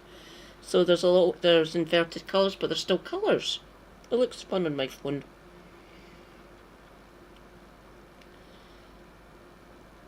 You're not being to Macclesfield? No problem, thank you. Because it's going to happen, be done the way that the locals want it to be done. So we can have the green belt still within the estate, so it can be a green village like Woodford Garden Village, which is a local one. There won't be farmland though, obviously. No, there won't. I mean, one of the arguments that I've heard recently on some of the topics that are local have been like, oh, the farmers are going to lose the lands. A lot of those farms, I'm not judging all farms here or in the area, but the tenement farmers, I know there's a farmer, obviously the couple in the room here, but there's tenement farmers there as well, and yet we will be losing some of that space, and that's what will happen. Are you a farmer there? You Well, were sort of there's- nodding yes. away, and I thought, yes. Okay. Yeah, well, I'm farming in Adlington, and I'll be directly affected. I've been put on the ring for the new town, even though it's privately owned between the family. My granddad moved there in 1956, and what we've been saying before about everything that's going on in the world, why is food security not on the government's list? We've got to produce food. Regeneration, there's brownfield areas. Yes. Adlington is all green, Thank you. there's no brown or grey. And it's the most wooded parish in Cheshire. And to say, oh, we're going to spend how many million on rewilding or whatever for nature, it's ludicrous to build an Adlington. The Green Belt was created to stop urban sprawl. This is just Manchester sprawling out into Cheshire. It'll be concrete all the way from Manchester to Macclesfield. All right, listen, let me bring the rest of the panel in. You sat here very politely listening to it. Stuart, now, listen, it's worth pointing out you've objected to developments in your area. A new link road that's going to be built in South East Bradford. You didn't want that. Presuming you are sympathetic to what people are saying. I very much am, because I'm a big fan of neighbourhood planning. Because it is then communities identifying the sites that they think that should be developed, and also the type of housing that that community needs. What happens too often to people is they get presented with a new application for a big estate, and guess what? They're 4, 5, 6, 7 bedroom houses that local people can't afford, and there are very few starter homes. My understanding is that the affordable housing element to this, the house prices are £400,000. Well, you know, you need to earn a lot of money to be able to afford that. I also understand there are 178 brownfield sites in East Cheshire alone. Why are we not regenerating those first? Why are we not putting the houses there and allow the local people to identify them? And I'm sorry to say, I'm agreeing with a Tory. End me. Oy. I've been saying this for years. Use the brownfield first, please. Fuck. Don't make me agree with a Tory of all things. Christ's sake. These people.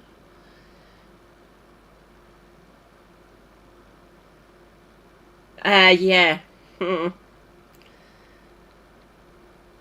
but things are going to get a lot worse because the government have introduced the Planning and Infrastructure Bill, which is taking local voices away from these big decisions. They're centralising... But isn't that, in the end, the only way to get it done? Not Because if people it's are going to always going to destroy object these to it. people's communities. Yeah, no, and listen, I'm not defending. Don't get me wrong. I'm not saying that's what should happen. But in the end, because obviously the house building record under the Tories was lamentable. No, Isn't it wasn't in the end, actually. No, it wasn't actually. Well, it was nothing like what you planned to build. 2.8 million houses were built during our time, and in the years from 2018, they were the highest number of houses being built It was far in less 30 than years. you pledged to But build. the reality is, well, this government are having a problem, and I get it. But that's why I say, let's do neighbourhood planning. We've never really done that properly, in my view. Because if you said to these people here, identify the sites for the types of houses that their families would need, I bet you, and the evidence is in some places where they have done this well, they've ended up building more houses than they've needed in the end. So I believe in giving it to local people to work, and not just big developers coming along and deciding what they are going to have to put up with. Lynn. I find myself totally agreeing with neighbourhood planning, but I will say, under the last government, it wasn't all that much better. This top-down, Westminster-centric approach to how we build houses, doing things to communities, not working with communities, is not the answer to this problem. I think in this room and in this discussion, we've got a range of voices who I think know best about how to deliver this, who understand where those lines are, and they will be different for different communities. And this sledgehammer approach that this government's taken, but it's a plan that I understand was conceived under the last government. This isn't how you get it done. Places that do build a lot of houses, and I would add, for example, the Vale of Whitehorse District Council, right where I am, had at one point had the highest rates of house building in the country, because the Liberal Democrat approach to this is always bottom up. You start by working with communities, you do consultation, you do neighbourhood planning, which, by the way, is being stripped out, is not being funded. And we have many examples of this, they are much smaller developments, they are often much more affordable. With it, however, you have to allow councils to borrow at cheaper rates. There's a reason why they're building on Greenbelt, and we know why. It's much cheaper to build on Greenbelt than it is to redevelop brownfield sites. So if you let local people do it in a way that they've had the conversation, then you get more done, built more quickly in a way that they actually want. Well, all that happens in Oxford when they build these big developments is you get, literally, there are fields empty waiting for a GP practice that isn't there, and all you get are commuters from London who can't afford London anymore, who buy the homes, and it's not for local people anyway. It's a broken system, and I am sorry to say the way the Labour government have now reformed it is going to make it less likely that we're going to achieve this in a non-adversarial way than more. Woman in the stripy shirt. My concerns for the NHS, the house prices that are suggested for these are not for the young people, the young fitter people, these are for the older people. Our NHS is already struggling in Macclesfield. How will it cope with more? Man here in front. Yeah, I just want to say building on greenfield sites is one thing, but the utter rubbish which some of the major house builders are putting up and getting away with is just totally the quality of the unacceptable. housing. Yeah, just very true. Awful. You know, the snagging issues, you know, crumbling brickwork, you know, real dangerous electrics, all sorts, and it's doing that on a greenfield site is just appalling, I think. Woman at the very back there. I've recently become a first-time buyer in Macclesfield, and it took nearly 7 or 8 months of looking to find a house that was in my price range. So to think that there could be 20,000 new houses and I still couldn't afford to move there is incredibly disappointing. But also just to say we need to be looking at the amount of vacant buildings we have. We have a lot of housing stock, and it's not a huge part of the argument at the moment. Okay, as far as the average, the price of the affordable housing, my understanding is that and I know lots of you are experts in this, is that we aren't absolutely sure what the affordable house price will be at the moment, unless someone has got chapter and verse on that. So we're all talking about 400 grand. I'm not sure that's a fact. Greg, I know this is not necessarily your wheelhouse, as the Americans like to say. But what's your view? But I think it's a problem everywhere, and we're seeing young people in the U.S. that are having problems buying houses for a number of different reasons. But I think what I've heard from the audience is fantastic, which is the local solution. And I've heard brownfield mentioned a few times. I know it's more expensive to build on brownfield, but the market will figure it out. Let the free market do it. I'm totally with Layla on this. Shocker. Fuck the free market. Central government, Westminster, Holyrood, the Senate, Stormont, and councils. The free market shouldn't be dictated. Everyone has the right to housing. For more than that, check out Amy C3. She's good at that.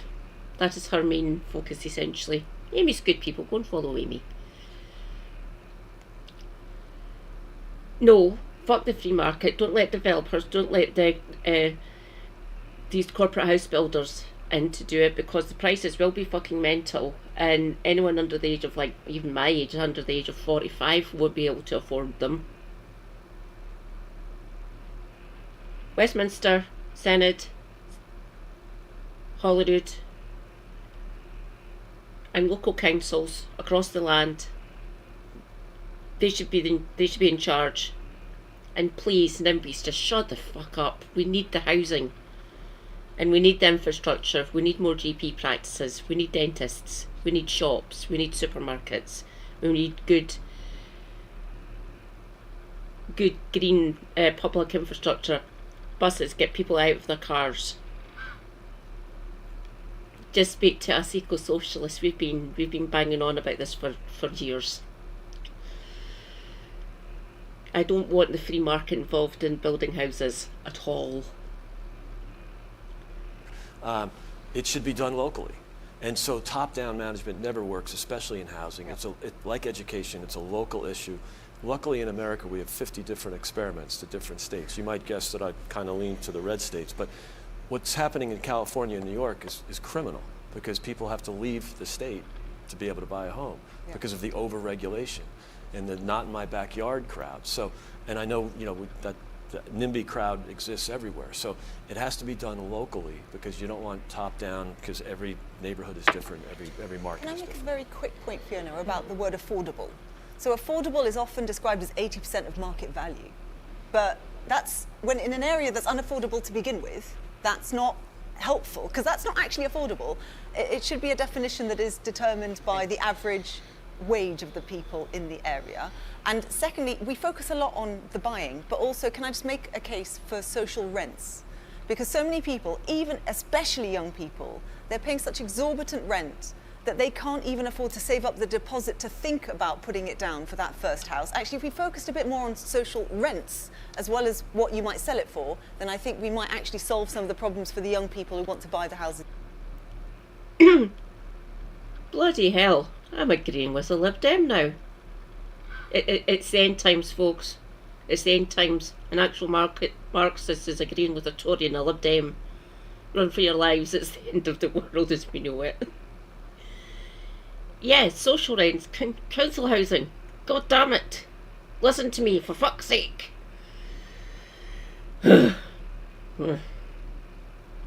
Lucky yous, you're getting to see me lose my shit in grayscale. It's funny. In the future. Man in the glasses there. I can't help but thinking that at this early stage, if we engage in the process in good faith, a lot of the arguments against it at the moment are around infrastructure, but we potentially have the opportunity to work to find lots of improved infrastructure for the wider area in terms of schools, hospitals, railways and roads, and that could potentially be a big opportunity for the area. All right, so I've got just about a minute left. Let me hear a couple more views. The woman slightly further forward in the flowery shirt. Just to say that if the infrastructure for the NHS, where are you going to get that from? My father's recently been in hospital and he spent 3 days in a chair waiting for a bed, and you want to build more houses. And the NHS aren't coping now. So where do you think you're going to get the infrastructure for the NHS? Central government. Before you build 20,000 houses, could you fix the potholes, please?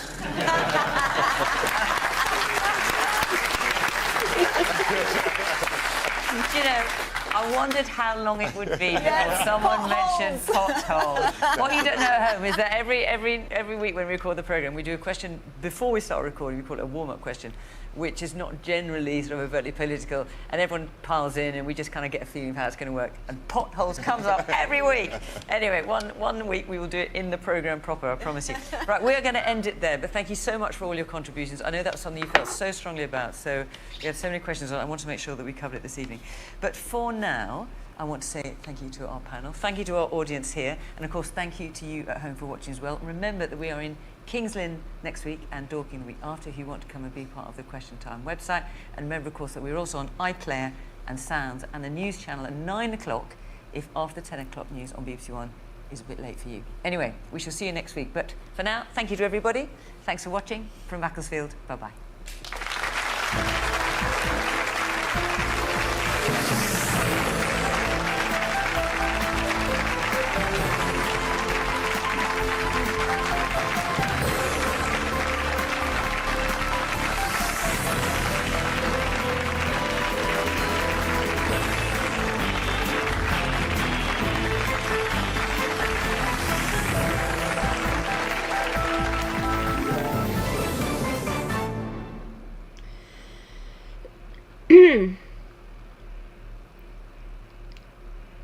Right, let's see if I can actually do this without having to settings. Oh, I've just left it on here. Turn off. There we go.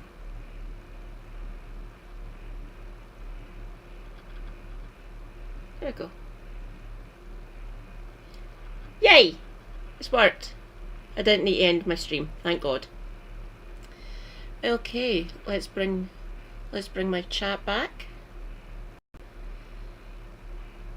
Oh, I can take the colouring version off my phone.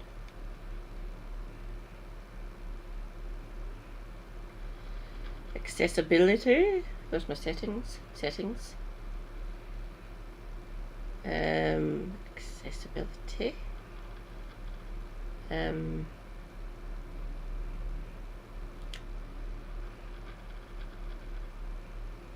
Colour inversion off. There we go. Yay! Back to normal. Hello everyone. Your lass is back in all her glory. Welcome. No silly little question at the end. That was actually quite a decent question to have about housing, so we could have a wider talk. So that is good. That is good. So let's just bring my actual channel back on here, then get another YouTube tab up, and we can check out the Bradford Greens.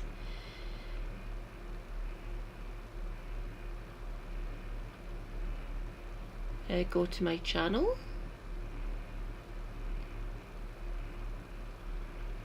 There we go. Tab up, and we can check out the Bradford Greens. There we go. Turn that off. There's my actual channel. Fantastic. There we go. Right. YouTube. Ta-da! Let's see. Oh, there we go.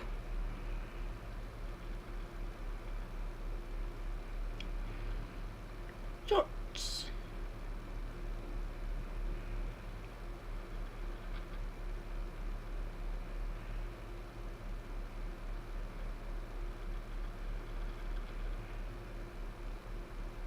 We're all surrounded daily by advertisements for food with large pictures of sugar-coated donuts and buttercream swirls, pizzas with piles of soft gooey cheese stretching as a slice is lifted out of the delivery box. It's no surprise that obesity is probably the most concerning issue for public health planners currently.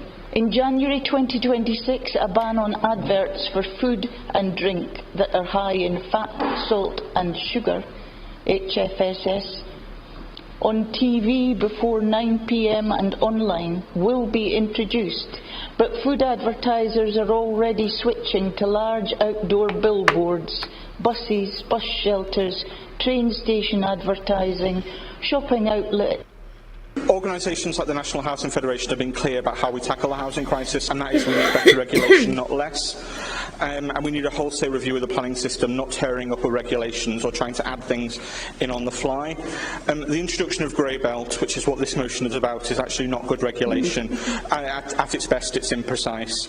At its worst, it's something far more sinister. The housing crisis could have been prevented, but successive governments, Conservative and now Labour, have only looked at it from one direction: building new houses for market sale, predominantly the executive homes on green fields that are so profitable for the big house building companies.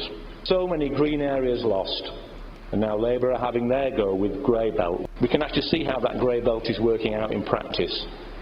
In the ward, which I and my colleagues are privileged to represent, we do have an old petrol station at one end of the village, and greenbelt fields at the other end of the village. And guess where in that village 2 grey belt planning applications have been made, one of which has been already granted?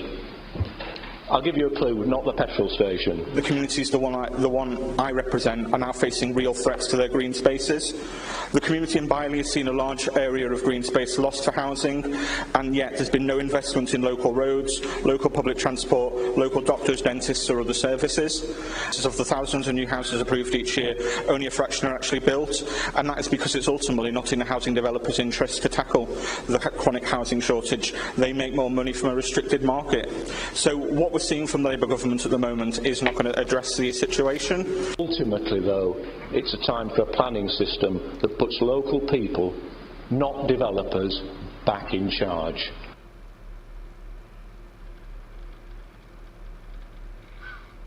Organisations like the National Housing Federation have been clear about how we tackle the housing crisis, and that is we need better.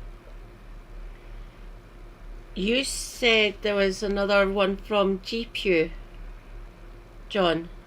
Can you post it in the Discord and I can bring it up?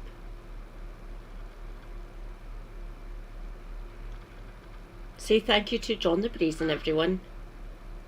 I keep on mining him for information.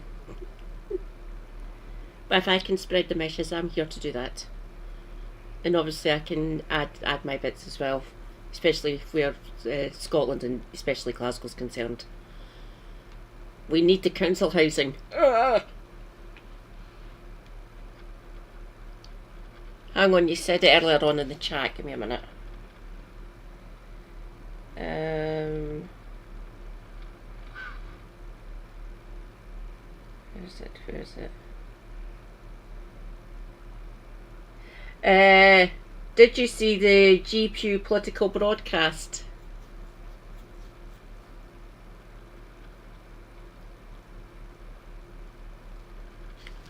So this must be from the I'm assuming Zach, or maybe someone else. And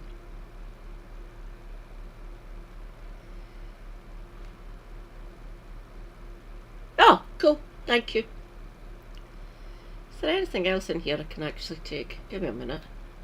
I will check my Discord. Oh, Anne put that video link in, didn't she? In Based Scottish. There we go, Based Scottish. News, politics and the other UK. Oh, there it's there.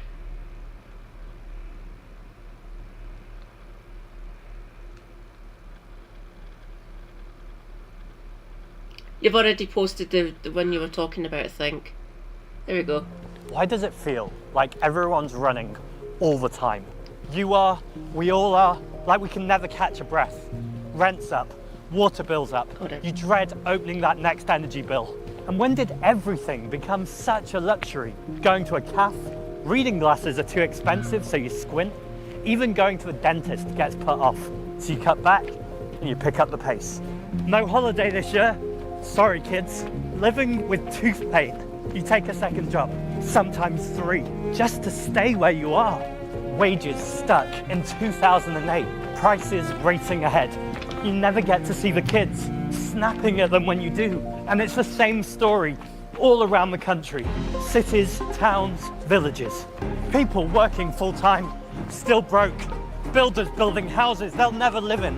Nurses queuing up at food banks. And we're the lucky ones, the ones with jobs. Some people can't run at all. Students buried in debt. Disabled kids denied support. Pensioners choosing which room to heat, if any. The pressure never lifts, so the rest of us run faster to help the people we love. The NHS is buckling. Our rivers are full of filth. Hopelessness sets in, and you're moving so fast, everything is just a blur. And that's when it hits you. What if the answer isn't to run faster? What if the most powerful thing we can do, all of us, all together at once, is to stop running and look around? Because the moment you stop running and really look, one thing becomes really clear. When the rest of us are killing ourselves to create wealth, and hardly any of it is coming back to our communities. It's going somewhere else, upwards to the pockets of the super rich. This isn't just an economic failure, it's a failure of leadership. The people we elected choose to serve the wealthy and not us. And yes, that is obscene. Good leaders put people before profit. They know homes are... Is that Bradford? Knackering himself. You think he runs funny? You should see me running. If you can call that running. I try not to run because my knees are very unstable and I'm more likely to face plant the pavement, which wouldn't be fun. I walk or hobble. He laughs at my walking. Thought you loved me. Yeah, I try not to run. Try not to knack yourself, Zach, or injure yourself, please. Alright. Oh, you don't think it was someone in Bradford, alright. for living in, not landlords' portfolios. Energy is for warming those homes, not record dividends. And rivers are for nature and swimming in, not being poisoned to protect profits. And when we live well and we protect our environment, we don't burn out. It's how we grow. It's how our whole country grows. And yes, together, it's how we make hope normal again.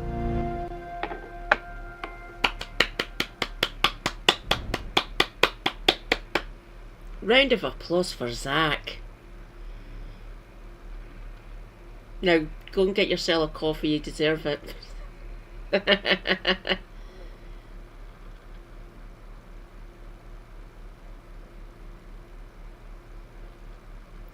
there anything else I can bring up from here?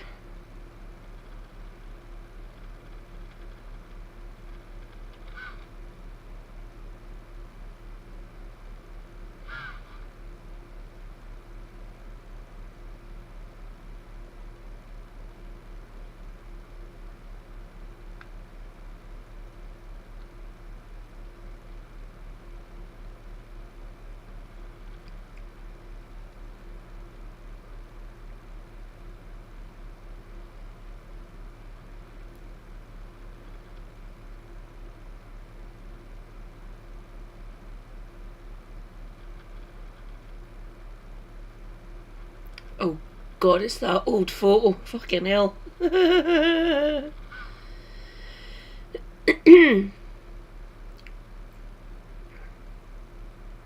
Okay. Excuse me, so this was Monday. Wilston says no. The room was packed at Wilston Parish Council tonight for a Hargreaves land consultation on proposed Bents Lane development. Residents, parish councillors from Wilston and Hardon raised serious concerns about traffic flooding and the loss of green belt. Around 85% of people surveyed said they did not want this land built on, and many spoke about how this development would push the village much closer to merging with the neighbouring Hardon. Okay. Residents strongly challenged the traffic assessment and the proposed junction on Hardon Lane. Parish councillors and residents raised concerns about increased traffic, near misses that are not captured in accident data, and access on a road that already struggles to cope. People were clear that these risks have not been properly addressed. Usually what happens. Flooding was another major concern. Residents spoke about long-standing flooding, burst water pipes, boggy ground and cellars regularly flooding nearby. Claims about flood defences and reduced runoff were questioned, as was the way the neighbourhood plan has been sidelined. Many felt brownfield options have not been properly exhausted before turning to greenbelt. Well said.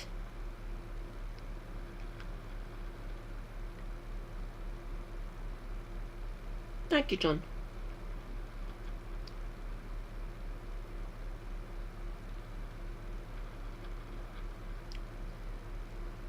Based Scottish. There we go.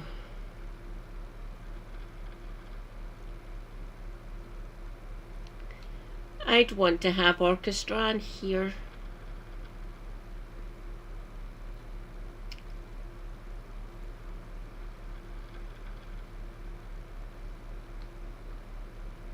She stood in the middle of the river, with water at her waist, so soaked with her blood was her clothing, it turned the river red. This is Grace Ross, and this is the story of the massacre of the Rosses.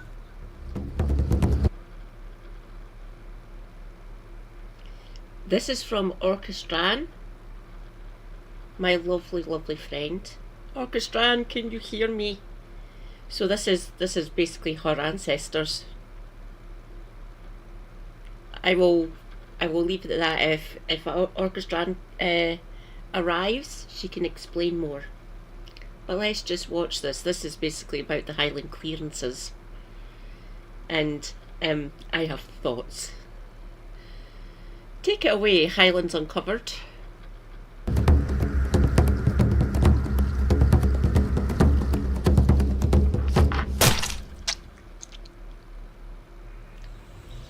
The beautiful and peaceful scene of Strathcarn and Rossshire today hides its scars well, and scars it has. A favourite fishing and hunting glen, this part of Rossshire in the Scottish Highlands played a bloody and heartbreaking role in the infamous Highland clearances. While in this video we will be featuring events from the Highland clearances, it is not intended to be a detailed explanation for the clearances. We will be uploading videos of the Highland clearances as the channel progresses, so if you find these stories interesting, consider subscribing to the Highlands Uncovered channel for more. Stick with us through this video for the story of the Highland women and their awe-inspiring resilience. In history, women were often overlooked in a man's world, and the Highlands of Scotland were no different.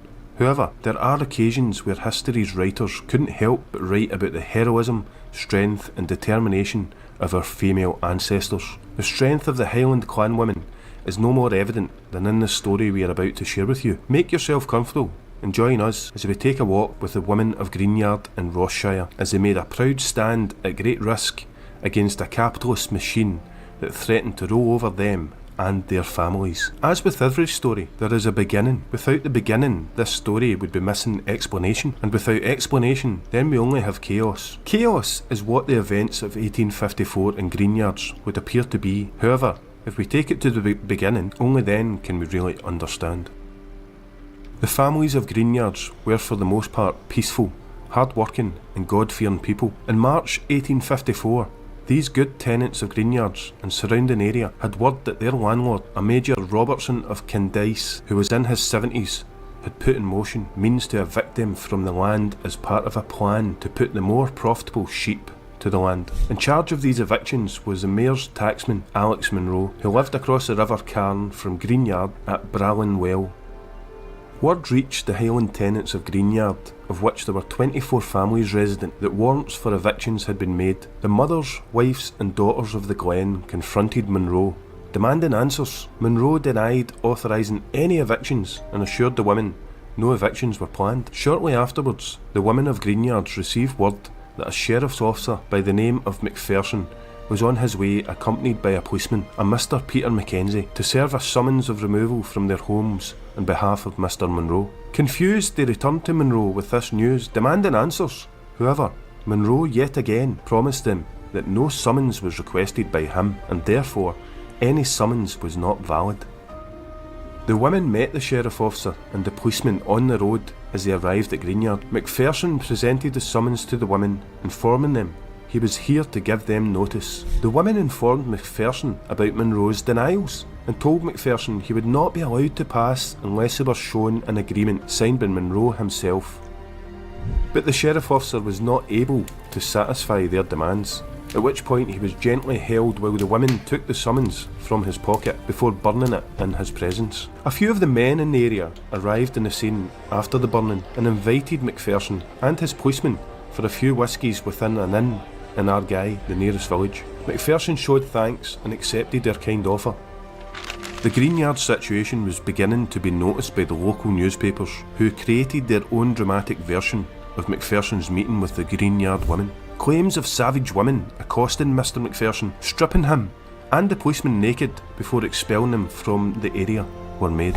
In one of these inns, 3 men, probably filled with whisky and mischief, declared they were off to have themselves some fun with the Greenyard ladies. So it was that these 3 gentlemen arrived at Greenyard and were indeed met by the women of Greenyard. The men declared themselves there to enforce a summons for eviction, as they were sheriff officers. The women again demanded a letter signed by Munro, and of course the 3 fake sheriff officers were unable to comply, simply replying the fact they were there was authority enough before demanding the women move on.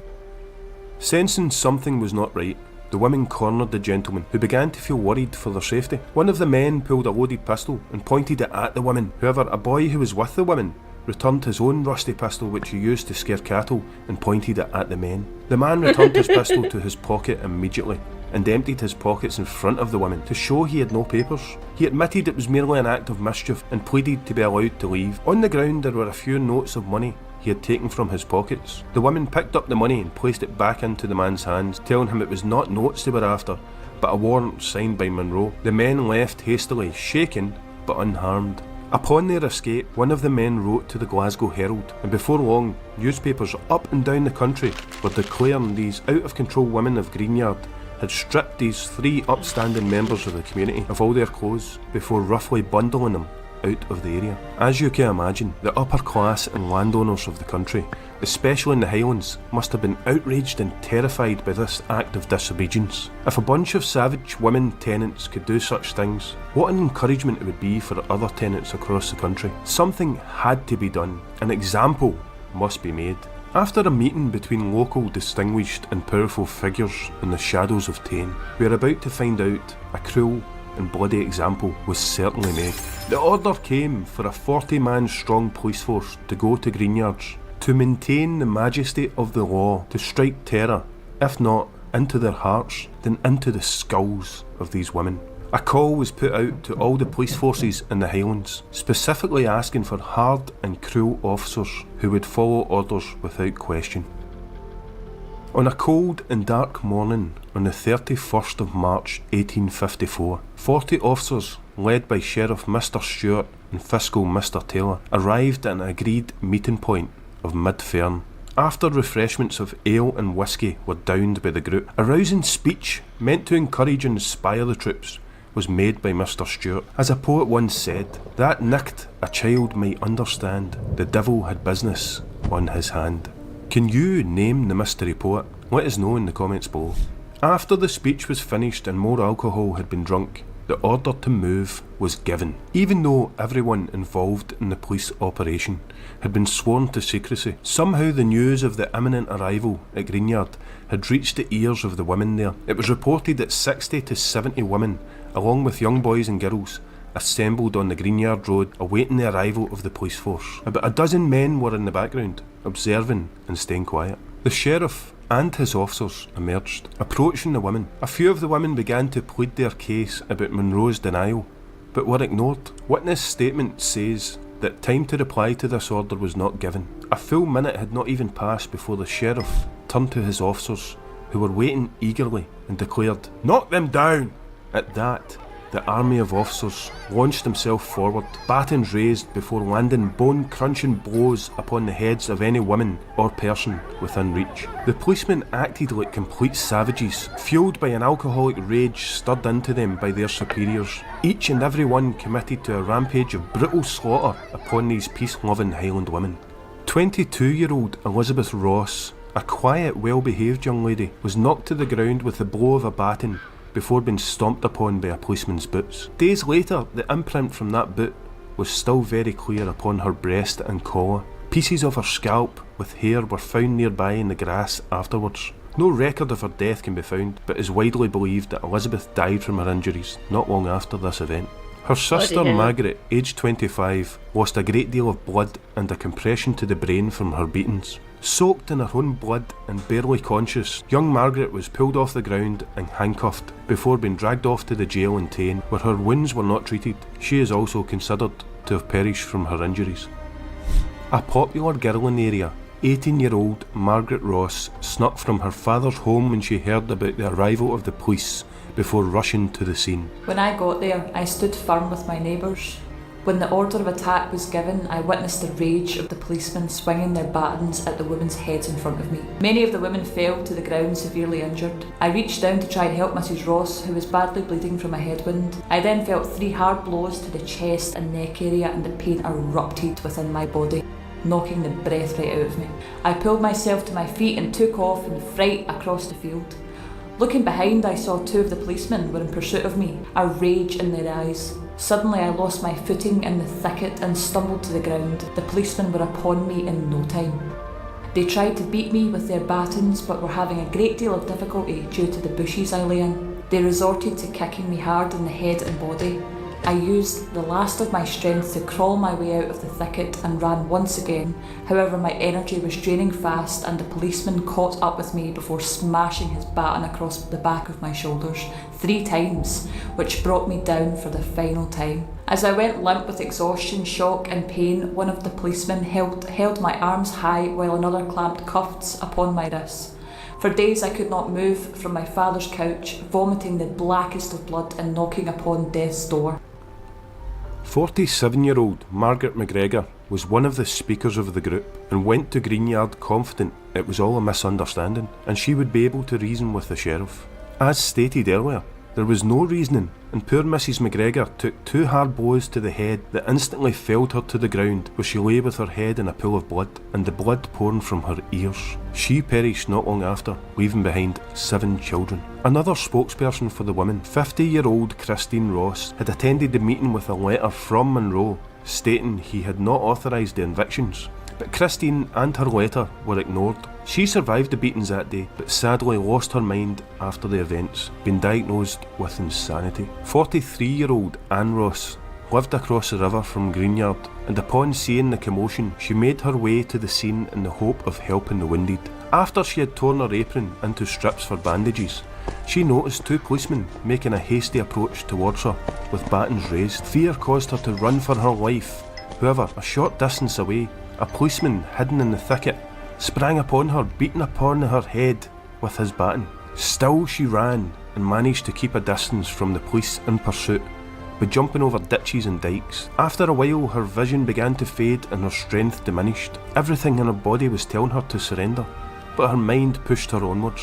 Just as she was close to collapse, she came upon a rapid part of the River Carn and launched herself into the fast-flowing river. As the water carried her downstream, she struggled to keep her head above the water. On one side of the river, the policemen followed her desperate journey, and on the other, her husband and neighbours looked for an opportunity to help her. Just as it looked like she would drown, her husband plunged into the water at great risk of life for himself and managed to pull Anne from the water, gasping and bleeding. Anne left the glen with her family and emigrated to Australia. 20-year-old Grace Ross created an image on that bloody morning that witnesses would talk about most. An image that would encapsulate the whole sad event. Grace was not taking part in the standoff at Greenyard. She was merely a bystander watching from the sidelines. When the police attacked, poor young Grace was hit with a baton hard across the forehead that she would later describe as feeling like a cannonball had made its way through her mind.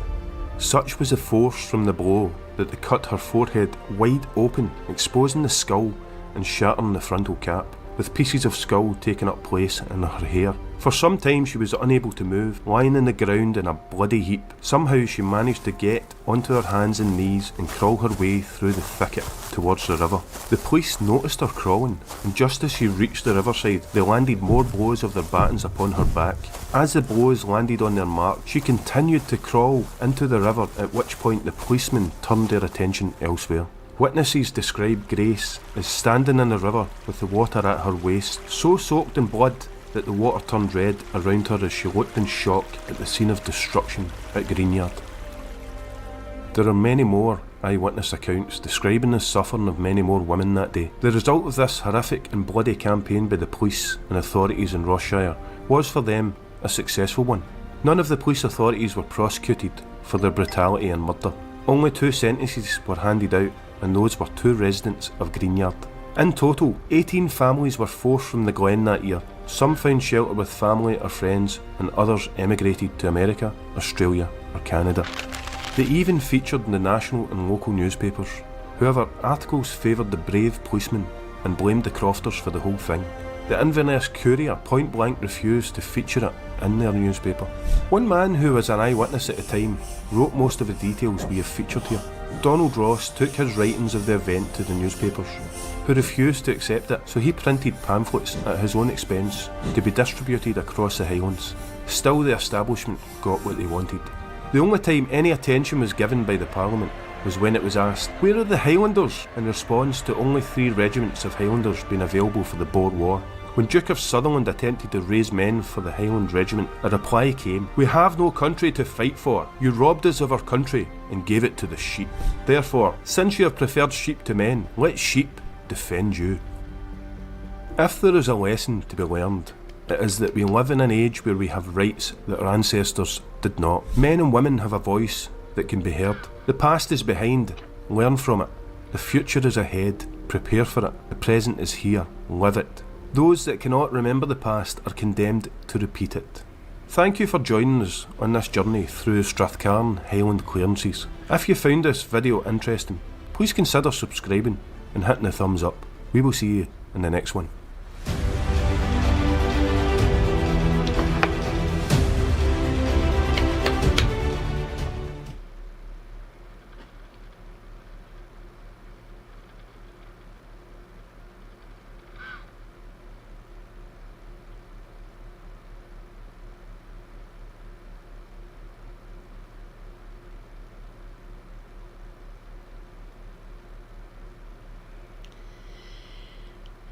Oh,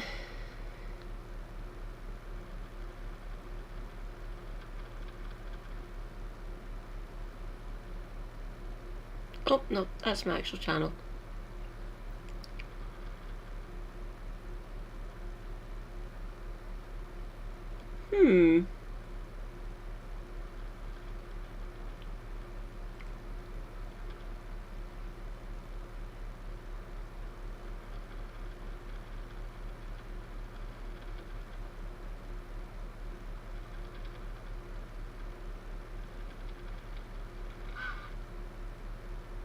That might be a good one.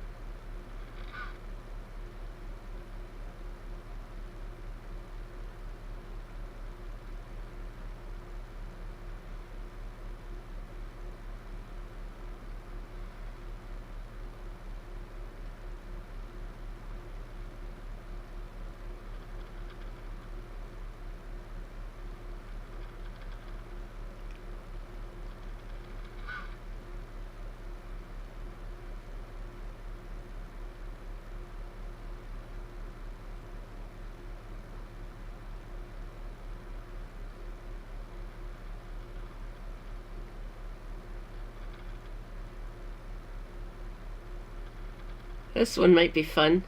Trouble's gonna find you there.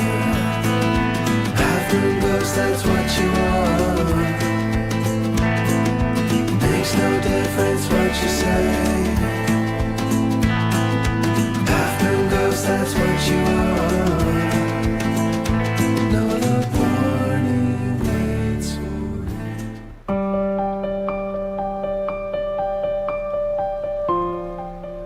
This is Rate Castle.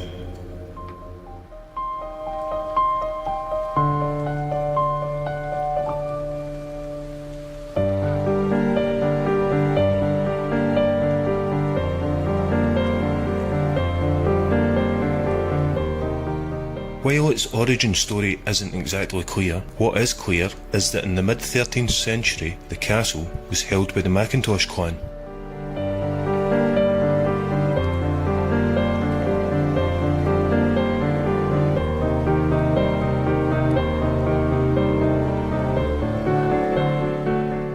When the Wars of Independence came, the castle was owned by the English supporting Cummins clan. It's highly likely that Longshanks himself visited Rate Castle while staying at nearby Lochinder Castle during this time.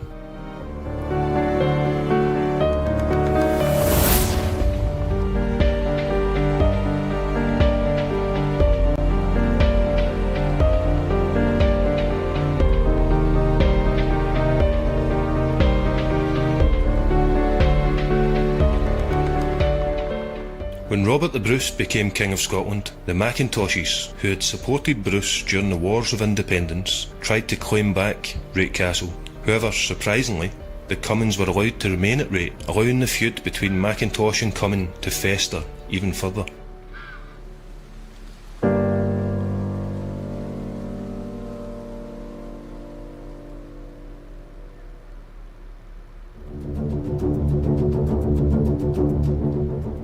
The popular TV show Game of Thrones had a scene called the Red Wedding. Rate Castle may well be the inspiration for the Red Wedding scenes.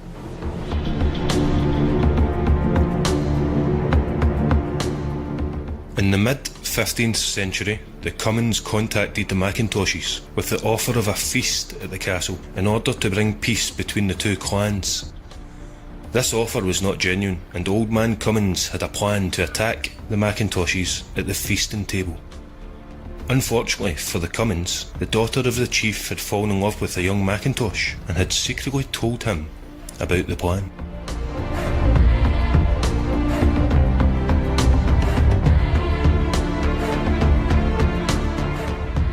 On the night of the feast, the Macintoshes were ready for the Cummins, and a great deal of murder and slaughter happened to both sides within the castle feast hall.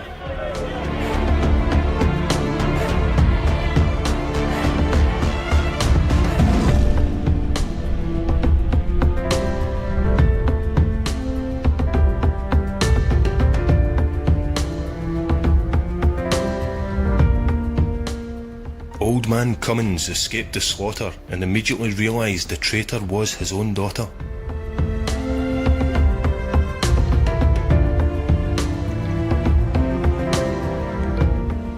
After chasing her through the castle, he found her hanging from one of the windows in her attempt to escape him.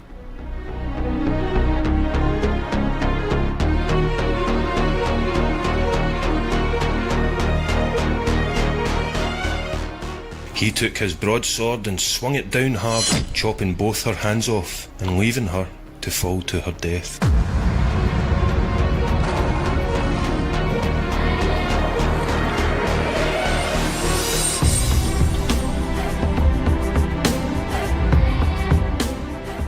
It is said that from that night of bloodshed, the castle has lain empty ever since, as the handless Cummins girl roams the ruin to this day.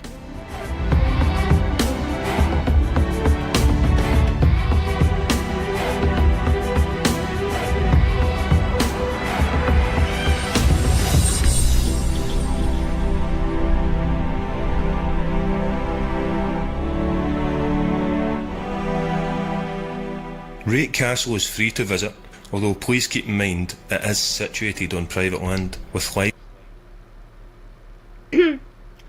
No such thing as private land. In Scotland we have the right to roam up here. We can go anywhere we want. As long as we don't do any damage and clean up after ourselves, we can go anywhere we fucking want. Different laws up here, by the way. So we can go and visit if we want, but as you can tell, it's difficult to get to. You can't really walk to it. You have to drive to the fucker. Don't get me wrong, you can see it's in a beautiful set and it'd be brilliant to go and visit it to say hello to the handless lassie.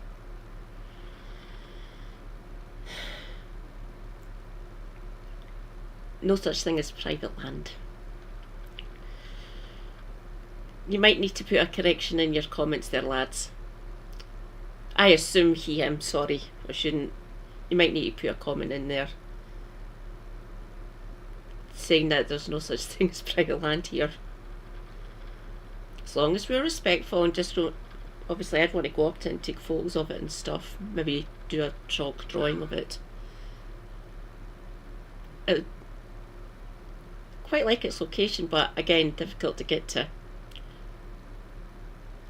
Livestock using the fields beside it. Close all the gates behind you and take nothing but pictures. If you enjoyed this video from Highlands Uncovered, please consider giving it a thumbs up and subscribing to the channel for more stories of the Highlands.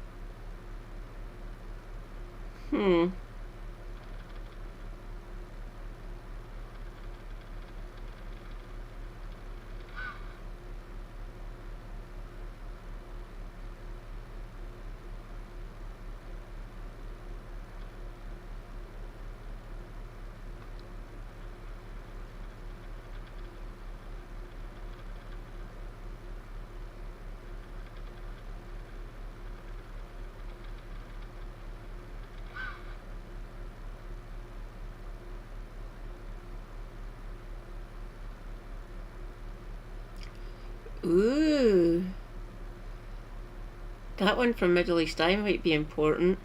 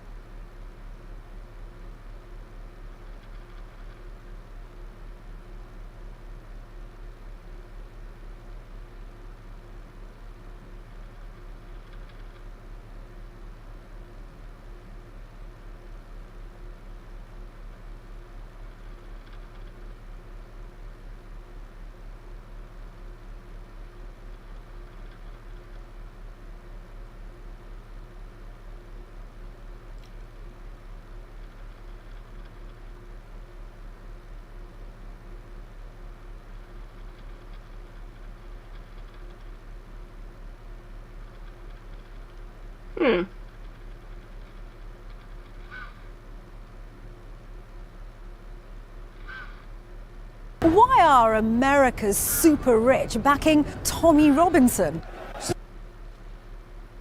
I'll be back momentarily, comrades. Give me a second. I'll just put on BRB.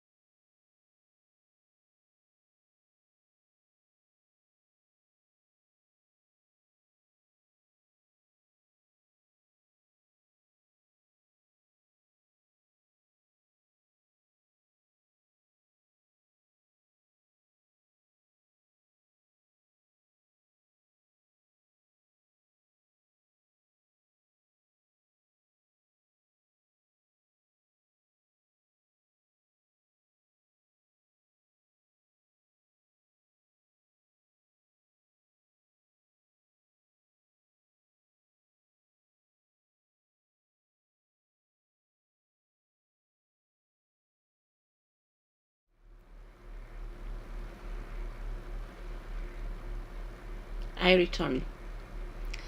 Shall we?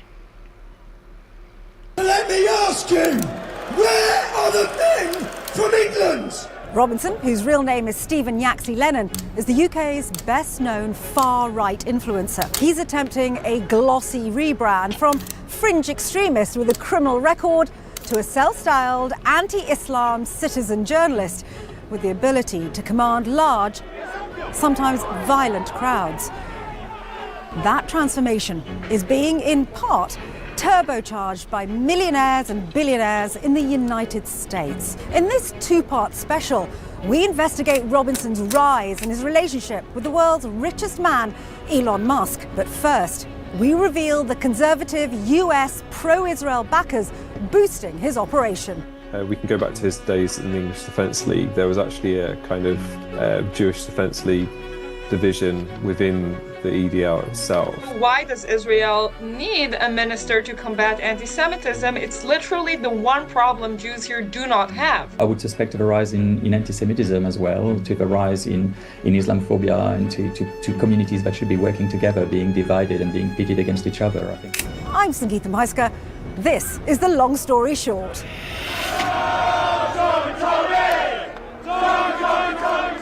Tommy Robinson's stream of consciousness was made for the digital age.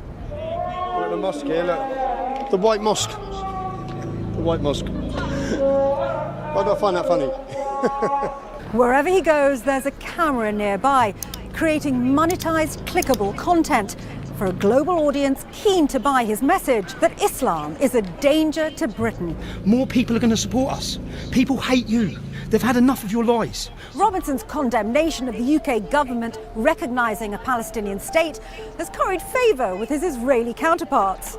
Can we turn back? The British government have just turned on Israel.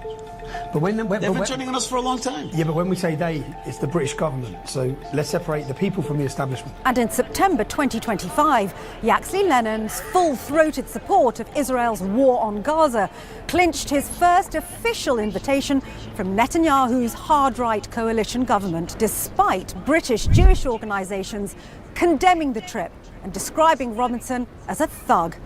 We should be very shocked that the Israeli government invited Tommy Robinson to Israel officially, but we shouldn't be surprised. Unfortunately, this is part of a long turn of the Israeli government and Israeli politics in general towards the far right, and towards using in particular Islamophobes across the European far right in particular, because they see it as serving their aims.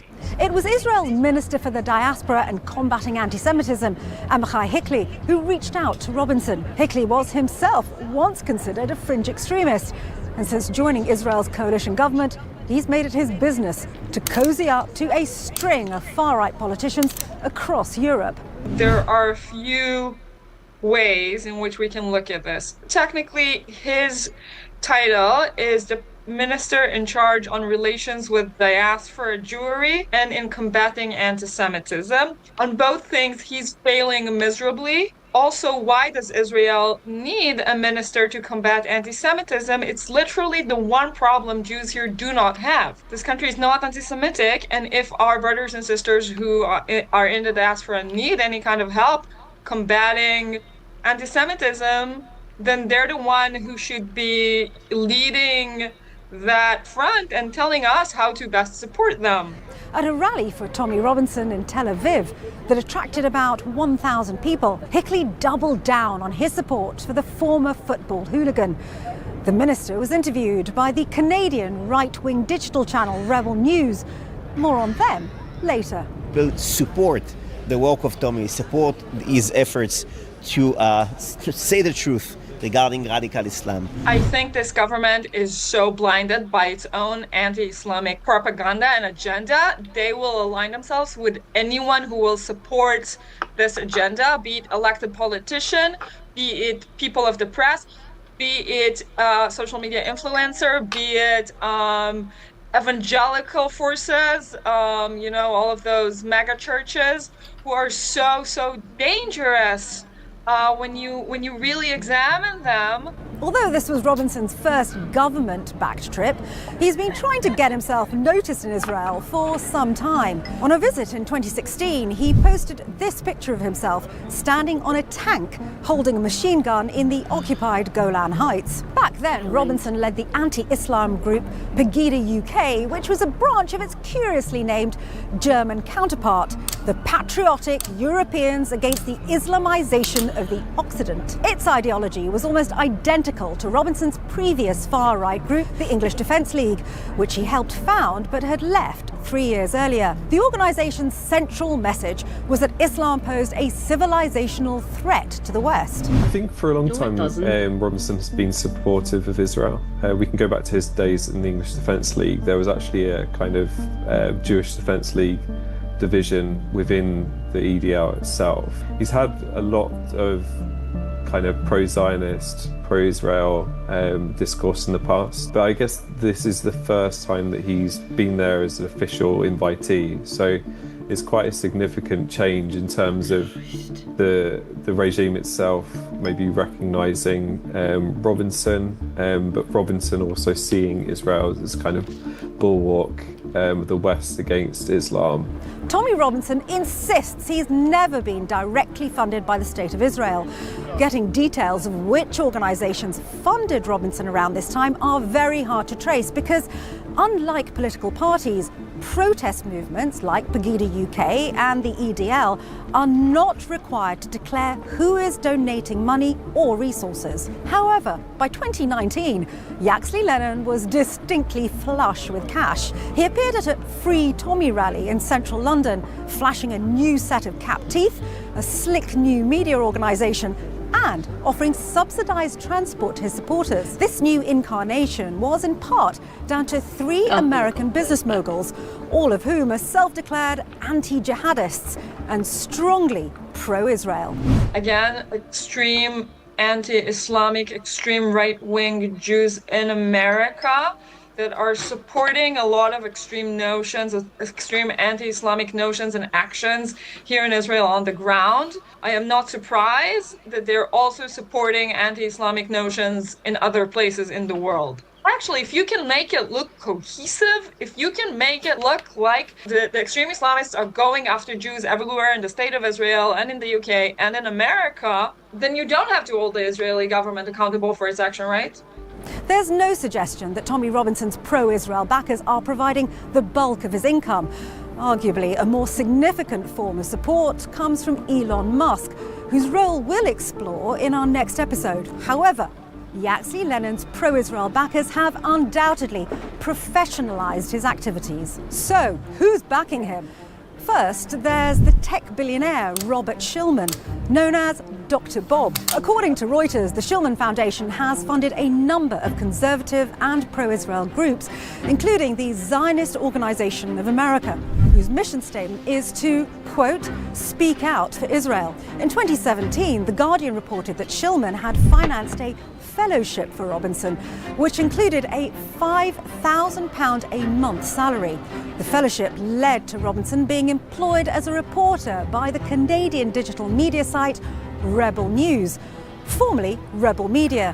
That's the same right-wing outfit that filmed Robinson's official trip to Israel, thereby raising his profile and boosting his income. I think that his image has always been tied up with this idea of being kind of a working class martyr or hero. And we see this with other populist politicians, even if they are close to very powerful people or are powerful themselves, try to kind of develop and cultivate over time. I think it was simply having those resources that gave him a new platform and a more international recognition that he was already a bit player in, but I think it just kind of catalysed that process for him.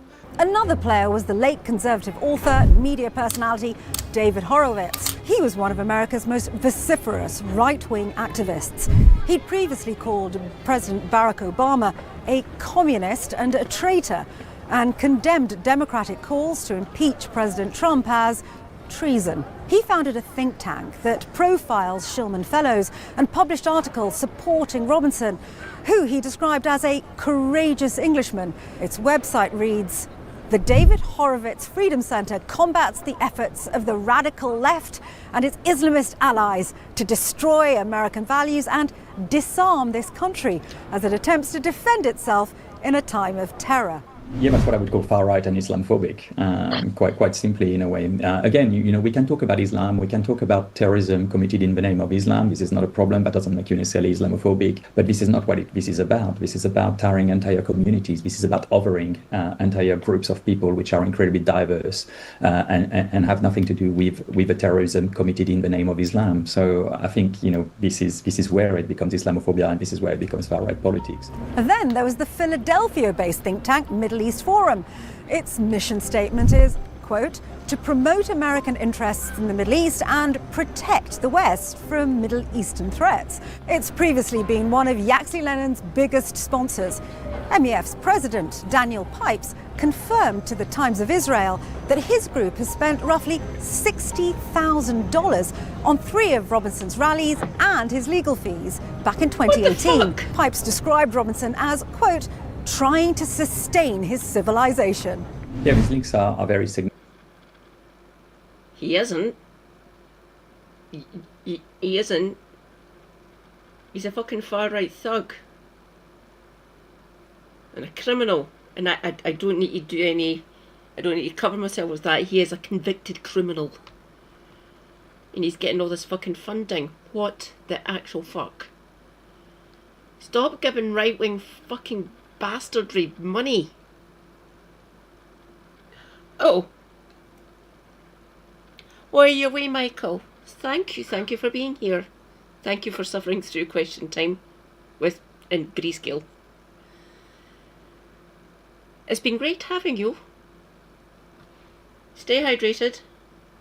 Self-care is good care. Take meds if you need to take any. Stay based. Free Palestine, and tell Stephen Yaxley Lennon to do one. Hope everything goes well in the northeast. Night night. Significant, and they are deeply worrying, because what we're seeing is like alliances that really don't seem particularly natural. This will lead to the vilification of certain communities, but it will also lead to the rise of, I would suspect, the rise in anti-Semitism as well, to the rise in Islamophobia, and to communities that should be working together being divided and being pitted against each other. I think it's deeply, deeply troubling. And again, at the end of the day, what loses is democracy. Robinson, Shillman, Horowitz and the Middle East Forum claim they are not anti-Muslim. Instead, they say it's their shared belief in protecting Western civilization from radical Islam that binds them all together. However, what is undeniable is that the increasingly powerful combination of Tommy Robinson's international resources, growing digital media operation, and the normalization of extreme racist rhetoric has become a potent force, the full effect of which is yet to play out on Britain's streets and at the ballot box. Join us for our next episode of Long Story Short as we investigate the rise of Tommy Robinson and why the world's richest man, Elon Musk, has become his ardent fan.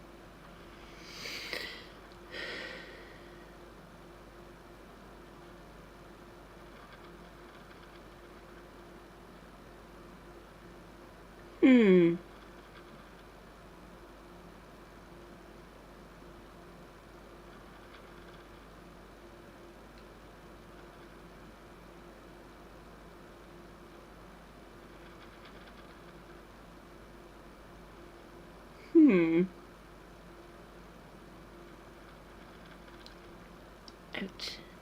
Itchy ear. I'm open to suggestions, anyone.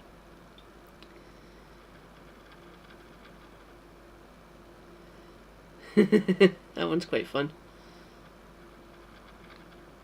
Ooh. Mark Adderley and Nadia Swaha.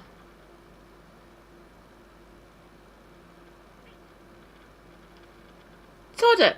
Yeah. Just like you, sometimes on my social media, I see people pop up over and over again as I become more and more aware of them. And the couple today are examples of this. They have been fierce defenders of talking about the genocide in Palestine and talking about taxing multimillionaires and billionaires. And they've been very supportive of me. So it's really great to give them the platform today. They've got their own podcast, Coffee Moaning. This is Mark and Nadia.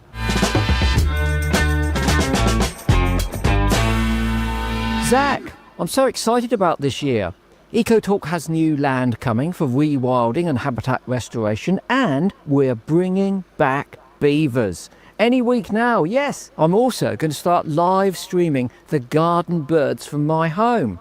And all of this happens because EcoTalk has customers. That's people who pay their mobile phone bills to us. They make a call, they send a text, or they just surf the net, and British wildlife gets a boost. That's it. No shouting. Just go to ecotalk.co.uk/boldpolitics to find out more.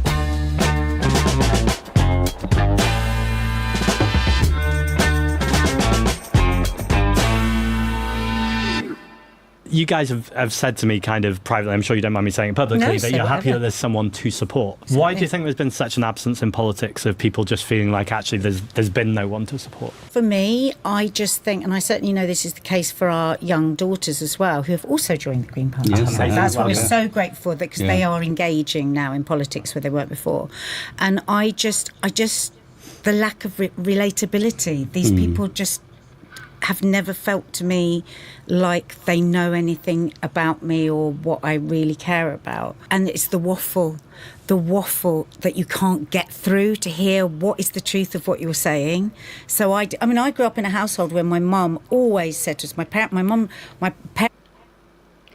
Some of us can see through that waffle, Nadia. Sometimes some of it doesn't make any fucking sense and we just ignore that, or he's talking bollocks, or she's talking bollocks, or they're talking bollocks.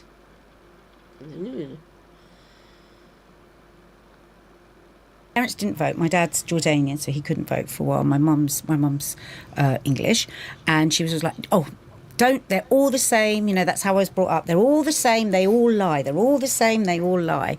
So I was disengaged for a long while. And then my first boyfriend was quite political, so I did a bit of it then. But I was just like a vacuous, boozing actress that really just wanted to have a great time. So that was sort of my early sort of understanding or lack of understanding about politics. And then it's been kind of gradual, very gradual for me that I have got interested, but I have become passionate since the beginning of the genocide. I have become passionate about it because it has shown me so much. It has awakened me, for so many people. Even that word, the weaponizing of woke. Yeah. And it was actually one of our subs a few years ago, wasn't it, Leo? When we were doing the thing about talking about woke, and she said, why do you say that? Do you know what it means? It means being awake to other people. And we were like, ever since then, we were like, what? We were like, we need to be more awake. So I've become properly engaged, I would say, and I will be campaigning for you and all of that since the start of the genocide. For me, I came from a really quite politicised family. So my mum, who was very left-wing, Labour Party, she came out as gay when I was 7. Single parent, I was on marches for things like, pro-choice. I was marching for the teachers. I was marching for miners. All this sort of stuff. You used to go out at night putting up posters. Well, when I was 7, I used to in Paddington. My mum would bundle me into the back of a truck and a van, and we would fly post, feminist Marxism 90 posters and She'd stuff send like them that. out so she didn't get arrested. So she didn't get caught, and I'd have a little balaclava on, and I'd literally be rushing around, and I'd be kind of doing all this sort of stuff. So I've always been politically aware.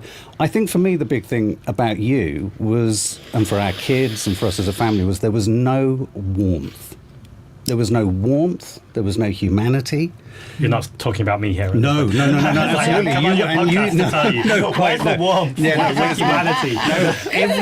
Everything we just felt from you immediately was warmth and a kind of this guy. This is a guy who's talking from the heart. He's not bullshitting. He's not saying what he should say. He's being authentic. You know, that word authenticity gets bandied around a hell of a lot. And I just think it's something that when we were in COVID and our channel, our podcast, our output kind of went up in lockdown, I think we were really alarmed by how there was a zero capacity for empathy, zero capacity for really relating to what people were feeling. We all just felt like we were being manipulated. And I think for us, it's been a very sort of fast, actually, in the last 2 to 3 years, where we've had the wool pulled from all of our eyes, I think, in society as a whole. Rejoice, comrades. Talia Button. Hello, Talia. Welcome. No Twitch. I fucked up. I streamed a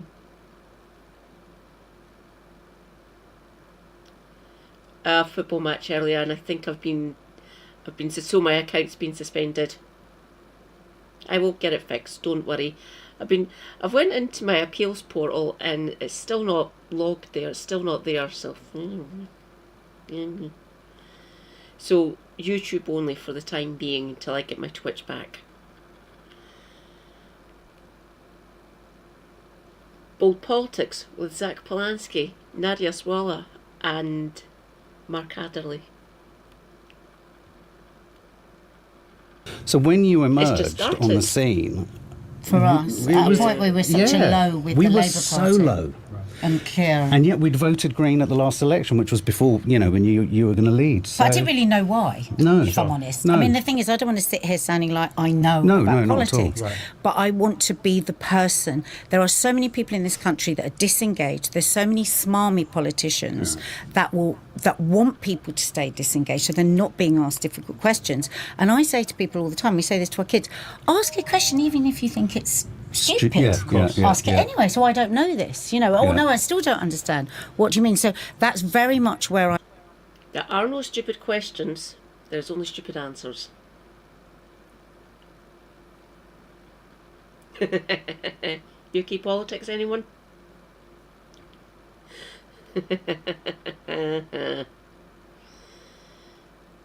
I'm at, and I want to encourage people that are like me that feel they don't know enough, to keep asking and to understand that we've been kept. It's handy for us to just be disengaged, actually. It's really interesting you say that, because there's an old adage that a politician should never ask a question they don't know the answer to, in case it gets turned round. Right. And part of the reason of setting up this podcast, actually, was I wanted to ask lots of questions that I don't know the answer to. And while I'm developing my thinking or learning or changing my thinking, the audience can be doing that too. Something that's really struck me about the output you've been putting out, Nadia, and this is not me trying to make it a loving, give the compliments right back, but particularly when you've been talking about the genocide, but lots of things, is how present you are with the video. In fact, a lot of the time, you're obviously upset, but you're not playing upset, you're not performing upset, you're just being upset and being comfortable enough to be vulnerable enough to put that out as a video and for people to connect with it, and it's very clear that people are connecting with it. How has that process been for you? As in, do you think about what you're going to say beforehand, or is it camera goes on and you're just communicating? It's very, It's a great question. It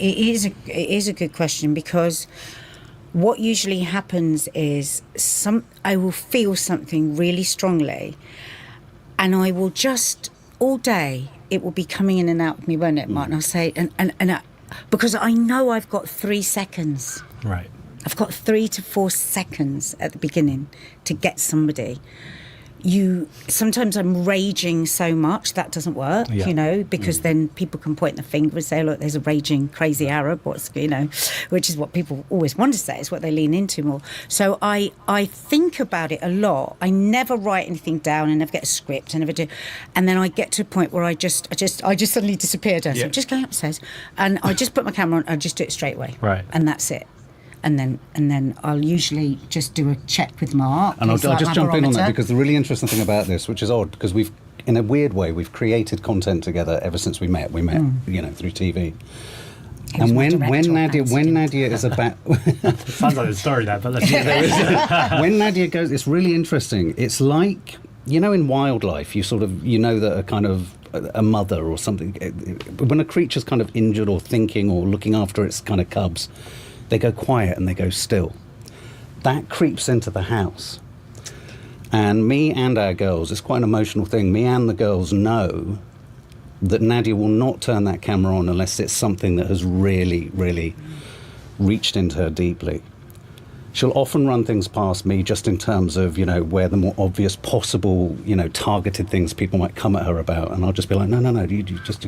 But there's a feeling in the house and there's an awareness between me and the girls, you probably don't ever know this actually, where we just know you have to be just left and it will come. And it'll often take a huge amount of time. And sometimes it will be 2 or 3 hours of a night you've gone and you've said, I'm going to post something. I'm not writing she anything, might I'm not just doing post other anything stuff. that night Yeah. because it just hasn't, and she can't feel, you know, in terms of how it comes out, it's either too traumatic or too difficult, too raw. Well, we just live in a world Yeah. where we have to be so extraordinarily careful, and I've heard you talking on this as well. I mean, it's interesting for me as an Anglo-Arab and for you as a. Hello, James. Rejoice. James Scott. Hello. Look, Zach. Yay.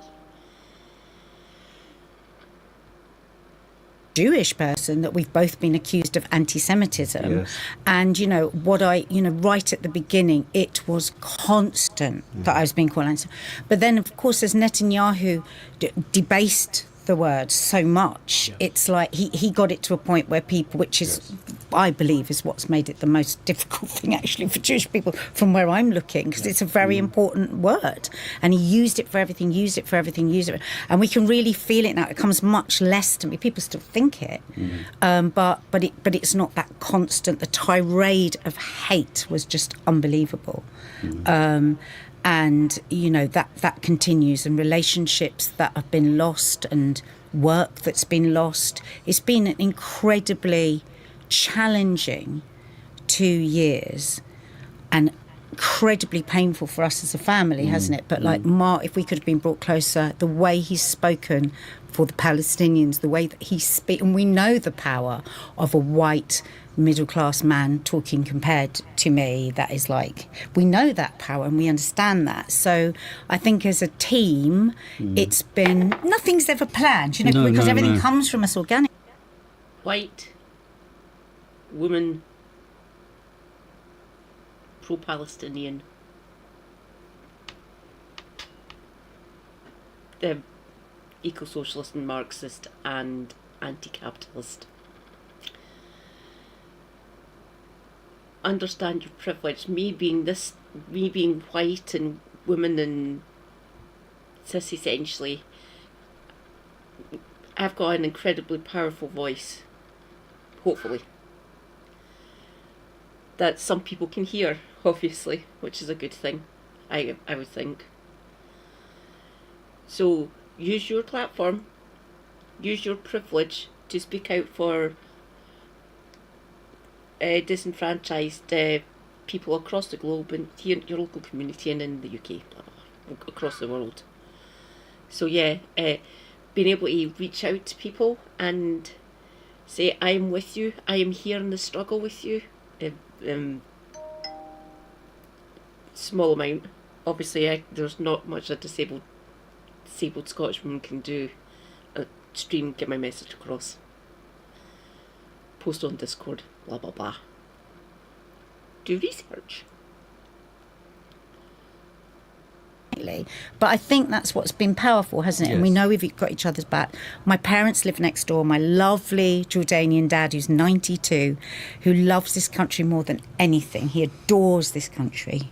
And it's brought us all closer together. It's politicised all of us. We've understood really, really the power of it. My sister, who's never been into politics, is now very engaged. She loves you. Dean's even joined the Green Party. And so it's been hard. But I am a much richer person. I've lost money, I've lost work, but oh my God, I would not go back to not having this feeling, not feeling solidarity. I've never felt. I mean, I've always been the person. You were an actor. I'm an actor. I was always the person go, excuse me, it's just really difficult. We can't all have a pizza. There's 20 of us. No, we've done 10 shows. I'm always the person that would stand up for people, but never like this. And I love solidarity. I love being on those marches. I love the power and the incredible people I've met. We've made so many amazing new connections with people. So. Yeah, so it's shifted us completely. But I would say, but I've seen it. It's hard. It's hard. It's been a really hard to stand up. I mean, all of this is the caveat. Nowhere near as hard as it is, of course, for everyone in Gaza and the West Bank and every That's other. Why everything is easy. And no.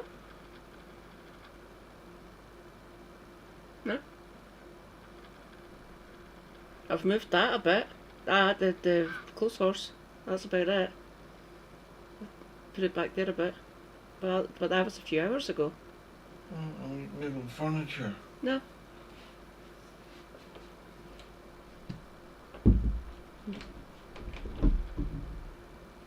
Someone in the close being noisy, I think.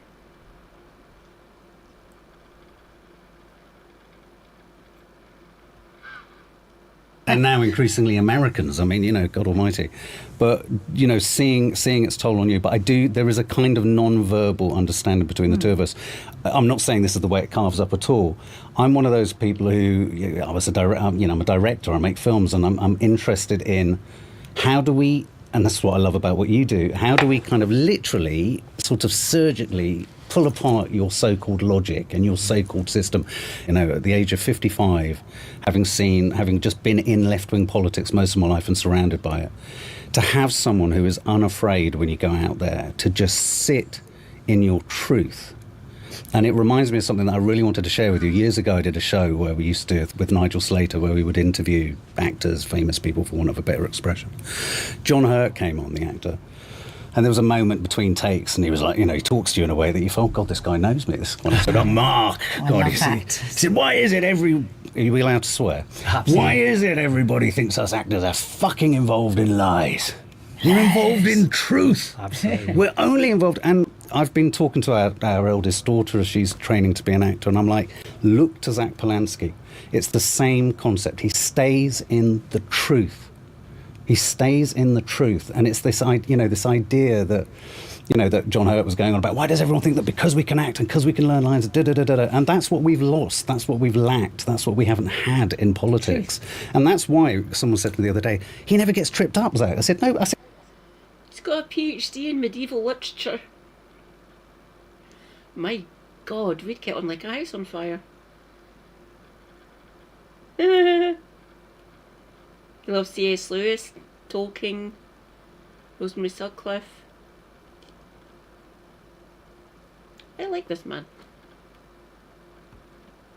Plus Nadia's amazing. He's not concealing anyone. He's not bullshitting. But you know what annoys me? It's like when I'm talking about you and I'm talking about the Green Party and I talk about the things that I like that you're saying as a party and stuff.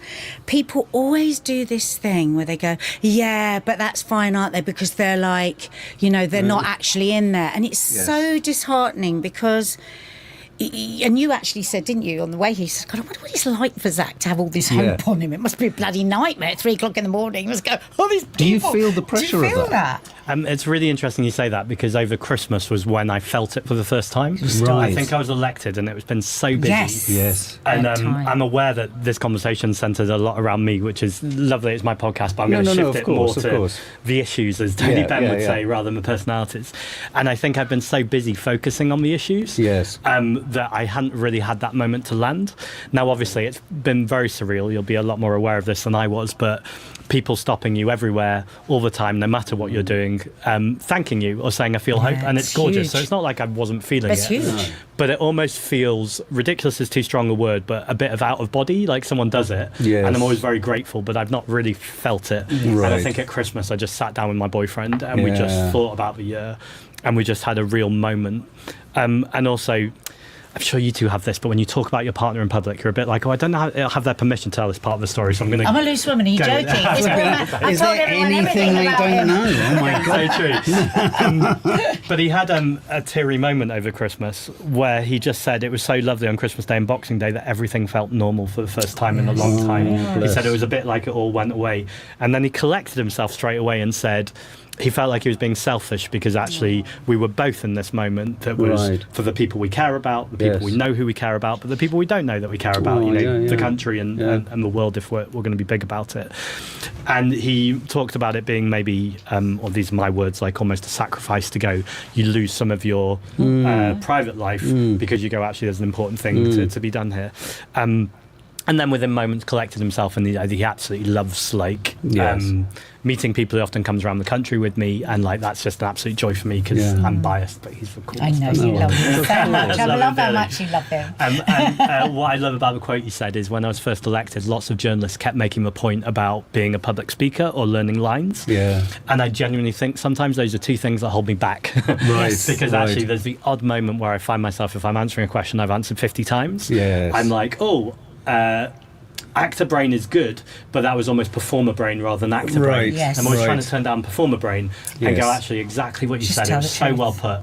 Just acting, the best acting is feeling something authentically and then communicating it under a different given circumstances. It might be that you're in Narnia, or it might be that you're fighting Lady Macbeth or whatever it might be. But actually, it's still a communication of authentic truth to set out there. And I feel like journalists sometimes, not all journalists, but struggle with the idea that actually it's just telling the truth. But that's my new sport now. Nice. I love watching you be interviewed by the mainstream media. It is my sport. It's like, because I know I'm pretty much Trevor Phillips really pissed me off. He was so patronising. But there's this sort of supercilious patronising, like they need to look after you, and you're like, these people are so spectacularly threatened. And I think one of the things we love about our channel, and in a weird way, what you were just saying then about you and your partner, I can really identify with that, because of course nothing we do private is ever private, because everyone, it's EastEnders, it's Loose Women, and everyone sort of knows what I've been doing that week, because you talked about it on Loose Women.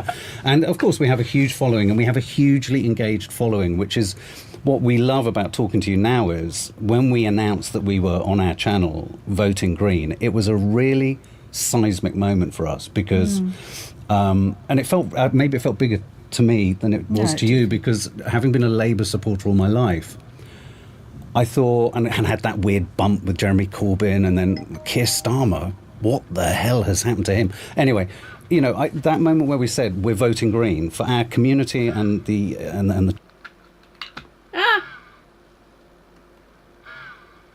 every time.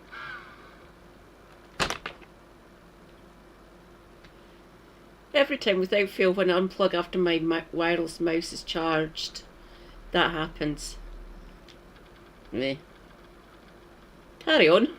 Channel and for the people who follow us, it was a huge moment, but it was also a huge private moment as well, where it was like, wow, we're committed to something new. There is something new, and this was before we then had the double whammy of you coming on board, and that was what kind of galvanized our following, our audience.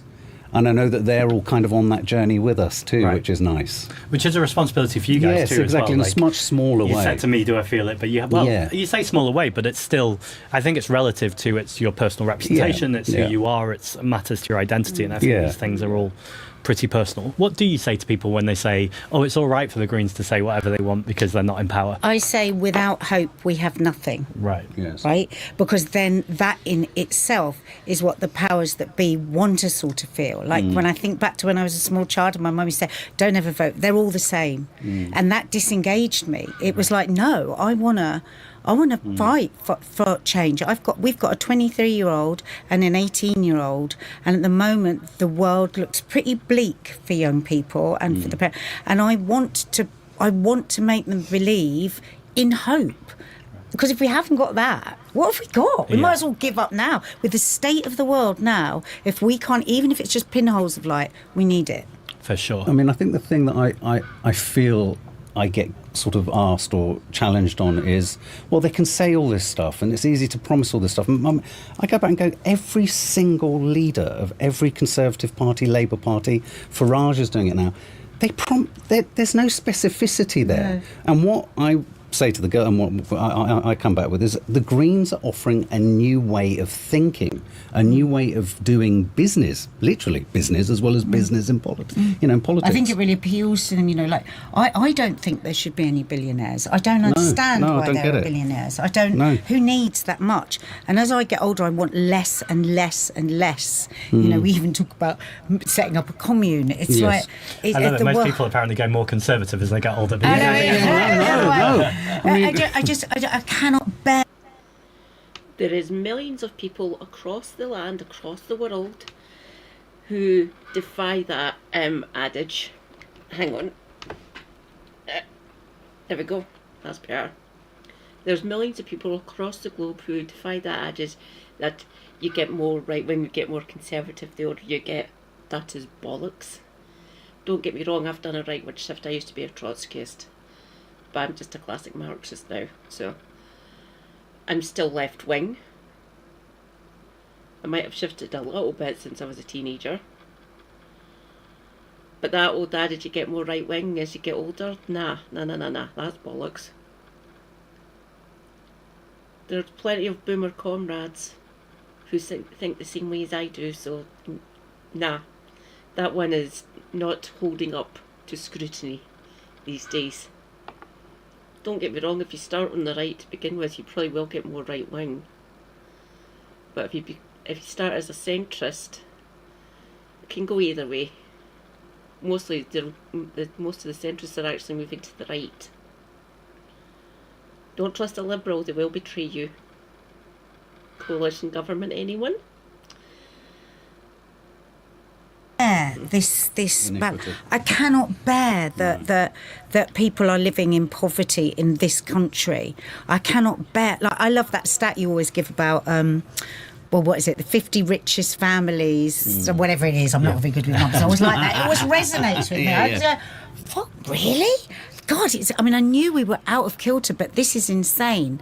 And we live a good life. We're blessed. We work hard. We have a lovely home. We have everything, but it doesn't sit comfortably with me because I don't like people having less. I think I might be becoming a communist. Right. Well, do you know what's interesting? Yes. I want more people. I want it to be just a bit more levelled out. Well, a lot levelled out. A lot levelled out. I made the joke about people going more conservative when they get older, and there's loads of evidence that younger people are voting Green Party in record numbers. Oh, God, but honestly, every time I say it, Comrade Nadia.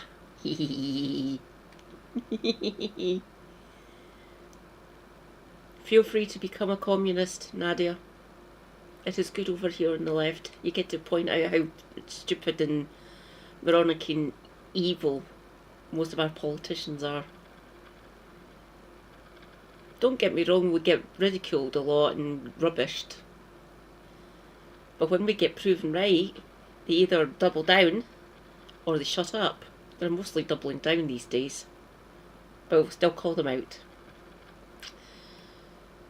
Here we go, Comrade Nadia. Fucking bring it on.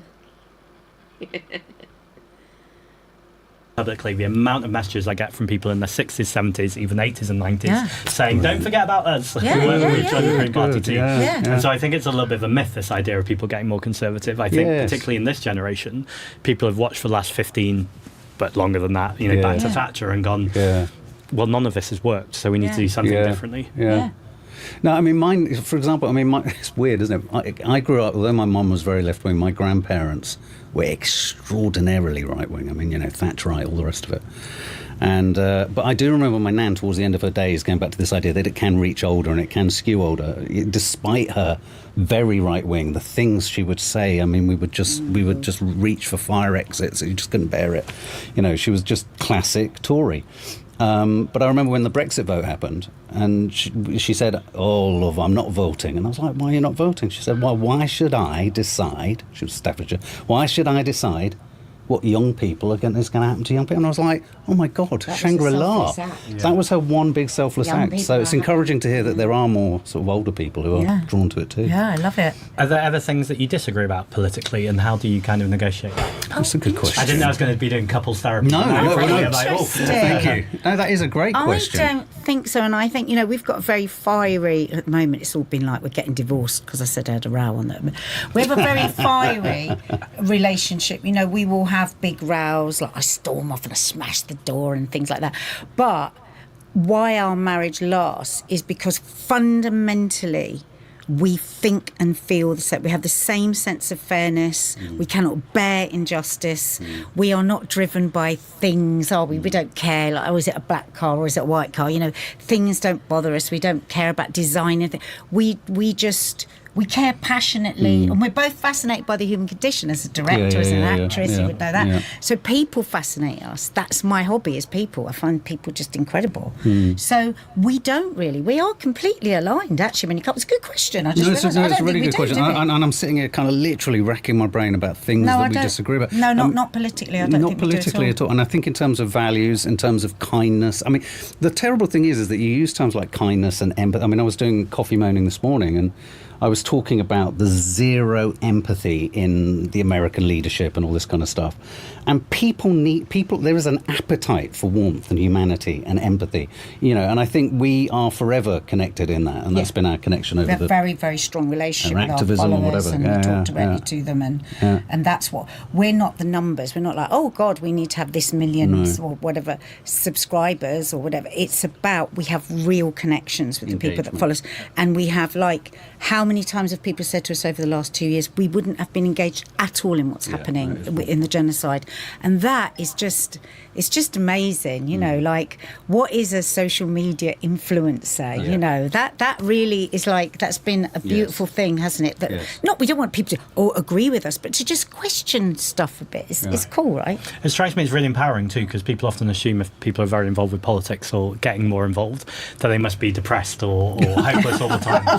But actually, without putting words in your mouth, I find there's something very empowering about going, even if it's disappearing for a couple of hours, to make a video and then putting the video out there. There's something really cathartic about going. It's meaningful. You're connecting with people. It's so meaningful. I found something that we might disagree on. Not disagree on, but and this in fact was something I really wanted to ask you about, actually. The idea of, I think the word hope has come up a lot around the Green Party, our political system. I mean, I think one of the differences between the two of us is I'm a bit of a fatalist. I'm a cup half empty. I want to believe the world is full of good people. I think there's more good people than bad. Yeah, she thinks there's more good. And I don't think there are more bad people than good, whatever that means. But, you know, because they necessarily want to be bad or even know they're bad. But I don't share your belief in potentially positive outcomes, which theoretically would mean I don't believe in the democratic political... if I had a major concern, and I do think we differ in this a bit, and it's a concern not I have for you, because I mean, you look after yourself, but I do think, how can... I literally sometimes think, how can I think this through to help? Is this so-called democratic system isn't democratic. And I've been banging on for years, and I'm so pleased it's such a kind of key part of what the Green Party is about, proportional representation. If I have someone else say to me, oh, you don't get strong leadership, you don't get strong government, hang on a minute, oh, it led to Hitler getting in Weimar Germany and all this kind of stuff.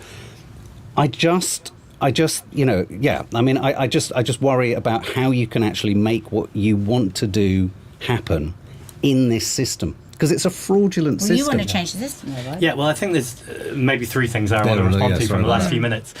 So one was about being in power. I think one job I have to do and the whole Green Party has to do is demonstrate where we are in power in councils, and we're doing good things. So I read an article last week in Bristol. The Green Council have built more affordable homes than in living memory. And I think often there's this story that Greens don't build homes, but actually the real story is Greens don't build luxury, unaffordable buildings that people don't live in. And we do build council homes and people. But I can say that till the cows come home. The important thing is to be able to go, look, here is X example, and you can see it's being done. So I think we've got a job to do to build that. I think the second thing is there's a writer and journalist, Rebecca Solnit, who has this amazing quote around hope, which I'm going to butcher, so I am paraphrasing, but people can Google themselves. She says that hope isn't buying a lottery ticket and waiting for your numbers to come up. Hope is grabbing the axe, seeing the door that's the obstacle and banging it down. So it's like taking action together in solidarity. Love that. I always feel tricky about, you know, being a Green and talking about axes and banging doors. I have an axe. I have an axe in my tool bag. I have an axe. I've got an axe. Let's say it's a metaphorical axe. I get it. Don't worry, I'm not going to bring an axe in. And the door is non-violent. In fact, down here. It doesn't land in your lap. No. Right? It's like any relationship. Like I always say, the thing I hate most is when people say, oh God, you've got such a lovely relationship. Oh, it's got such a perfect relationship. No, it's perfect in its imperfections. And any relationship, even if it's your relationship with hope, you have to work towards sure. it. You have to work, and you have to keep believing in it, and you have to keep, and you falter. Certainly I've had some really dark days recently, especially over what's been going on in America, specifically over the last few days, and the age of barbarism, as Mark calls it. But I no, just keep believing that we can. The power of people. I've tasted solidarity. I've tasted it, and I believe if it just kept spreading and spreading and spreading and spreading, all amazing things could happen. Oh, I got goosebumps. Yeah. This is the power of a communicator. Yeah. And then on proportional representation, I've gone from your beautiful, rousing speech to a very technical voting system. I want the technical. Yeah, it's true. I've got both. Yeah. This is good. Before I was leader, I used to talk about proportional representation obsessively. In fact, there was a running joke at one point in the Green Party that I couldn't go to a microphone without saying proportional representation. And I hardly talk about it anymore at all. Right. And there's a very specific reason. And that's because I think at one point Labour, but more widely kind of centre and centre-right, kind of have weaponised it by going, the Greens are lovely, but you can't vote for them until we get proportional representation because they can't win under first past the post. So what I've sought to do is demonstrate that we can and we do win under first past the post, which we got in the last election where we got 4 MPs despite getting nearly 2 million votes. But I think at the next election, if people keep joining and stories keep getting out there, we can win a big bulk of MPs under first past the post, and then it's absolutely time to turn to proportional representation, the first available opportunity, which for me would be day one. But it feels like in this campaigning mode at the moment, when people hear proportional representation too often, they switch off because they've been brainwashed too. Yeah, and they also hear, I love the Greens, but I need to vote for them after we get proportional representation. Yeah. And we can't do things that way around. We'll never get proportional representation. Yes. So we need to win under first past the post and then make a fair voting system, not because it benefits for Greens, because we're demonstrating it doesn't. We can win under first past the post, but because it's a fair voting system for everyone, and I think that's the way to do it. Now, this might seem like a stupid question, but I said to There's Mark, no I'm going to ask a stupid questions, we've already question. been there. I'm going to ask a question, even if it sounds stupid. As long as I can give a stupid answer. Is there any way you could win? As in government? Yeah. Well, it's so you'll remember Jo Swinson, that she made that huge mistake where she said, I'm going to be Prime Minister, and then promptly crashed everything and lost her own seat. Yes. So it's the closest I get to a politician to not answer that question. But I will. How did you do that? But I will answer it. I'm recognising I'm not answering it directly. Yes. It's not the aim right now. So I think we absolutely good. will see a Green government. Yes. In the future. Yes. And that's where I want to work towards. Yes. I think at the next election, though, the aim really isn't for a Green government. Yes. I think that is too much of a stretch. And I know people will criticise me. They do sometimes. They go, be more ambitious. We will get behind you to get a Green government. But I just think where we're at right now, and it's only where we're at right now, this answer might change in a few months. You might come back on and I go, it's time. But it's right a now, difficult world at the moment where people don't have patience, isn't it? So that's why people are saying that to you, because it's like, we know, it's like me with my videos, I've got 3 seconds to catch you. So what? We've got to wait a bit longer. And we don't have patience about anything anymore. So I suppose that's why it is. But actually, I was listening to a podcast about America and the way that they work and the way that they have these very long plans, the soft power, and then they come in and they take it. And I was like, God, that's so interesting, isn't it? We don't really think of it like that. We are so programmed to go next 4 years, next 4 years, next 4 years. And actually, we have got to shift our thinking in that and think longer term. I mean, I get kind of why you're saying. I think my take on it is go for gold, because I think we are still 4 years out, 3.5 years out from a new election. Well, no, but I mean, look how much has changed to now. And then look at how, unfortunately, things are rapidly changing in the global situation in America. We're looking at countries at tipping points. And I think when it comes to our political system, I think and this is me going to be a positive here, I genuinely think my ambition for the Greens, or for you, is that you maybe don't win outright, but you win such a sizable amount that you're not the kind of Lib Dems to the Tories in any potential coalition.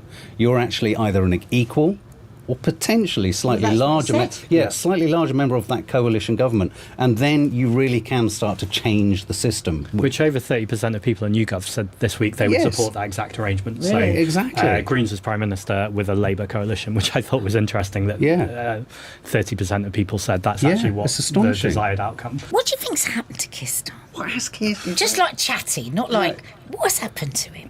Well, so I had a debate with Keir Starmer in 2015. I know. And it was at a university, and we were talking about cannabis.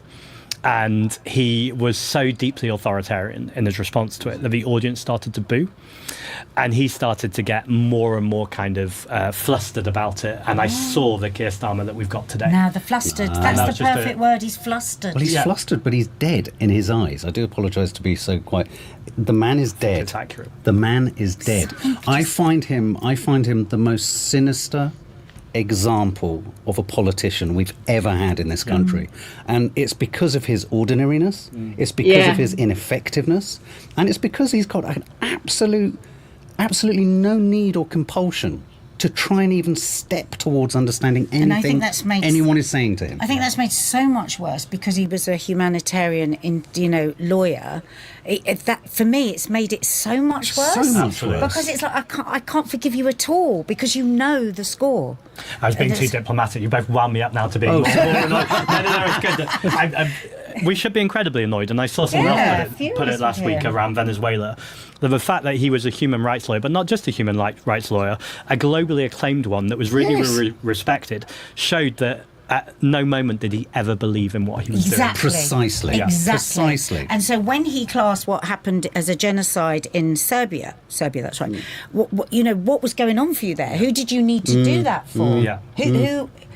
How is that serving you? Because it doesn't serve you now. He's a totally conditional human rights lawyer. It's totally finished for me. The Labour Party is just totally... Well, and I goes down, this is a bit more difficult because I have a bit more time for Sadiq Khan. But I had a conversation with Sadiq Khan that went semi-viral where I asked him if what was happening in Gaza was a genocide. Yes, I remember. And for 6 minutes he refused to answer the question. He had 6 minutes on the clock. And he just kept accusing me of social media, of performative. And I was like, there's nothing performative about this. I'm just... Because you're the Mayor of London, it's important that you show this statement. And he just refused to answer it. He got a big backlash, and then I was going to say a week later, but actually it was 3 days later. We're on a podium together. He was speaking and I was about to speak, and before I could get the microphone, the first thing out of his mouth is he said, what's happening in Gaza is a genocide. Now look, I don't want to be churlish, I'm pleased that he got to that position, but also again the cynicism of you didn't get to that position until you had a backlash, and it feels like politics by focus group, even on a matter of life and death for so many people. That's why having grown up in a Jewish, and I believe a Zionist household, it is just... It's just so beautiful and it's so important because this isn't about religion, and it's so easy, and these leaders across the world that are manipulating the beauty that is... I don't have a faith, but I know that both religions, both Islam and Judaism has beauty in it. And I've learnt more about the beauty of Judaism, because I didn't know anything about it, by the Jews that have stood up and walked alongside in the marches and spoken up, and amazing people like a Jewish Voice for Peace, and we've learnt so much. And you... Wow. Nadia's awesome. Yay. I'll keep on saying that. I'm clinging on to this, Comrade Nadia. Yay. Judaism and Islam are beautiful. They're absolutely beautiful religions. On the flip side of that, there are people who use their faith for their own gain, for selfish gain, and just... Most of the Zerd are Christians. Never forget that. Get all the Jews back to there. It'll bring about the rapture or something, the end of days, blah blah blah. Which is a mental thing to hold on to. Atheist, I don't have a faith. I was brought up Protestant. Cause Perthshire. But I'm atheist now. I don't think there's a Sky Daddy. Unless it's Zeus. I'm also kind of Hellenist. But I'm just as interested in the mythology. You being able to stand in that... First time I ever saw you, I only noticed you because you had a T-shirt on with something about genocide. And I went, oh, who's that? Oh, he looks like a politician. That's literally how I did... And that is so powerful, because I know from what we've gone through for speaking up what that means for you. Right. You know, that's, I don't think a lot of people, well, no, many people will, but there's a lot of people that won't know what that actually means to do that.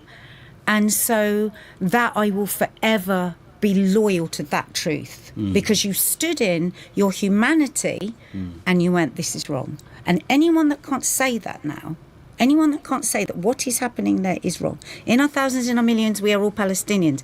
Whatever we can watch there and ignore, we can now watch with ICE agents in America. We can watch in Venezuela. We can watch. Agnostic. It's the same. Farage is going to bring them in. You shared there was a Daily Mirror story the other day. The ICE squads are coming. We've been saying that. Yeah, we've said that. We've been really engaged in the ICE squads. We have quite a large from American day following one, on our platform, which has really grown, hasn't it, last year? And people, you know, we talk about America a lot now on our podcast. We never did, and we kept saying it's because we have to watch what's happening here. Don't sit here.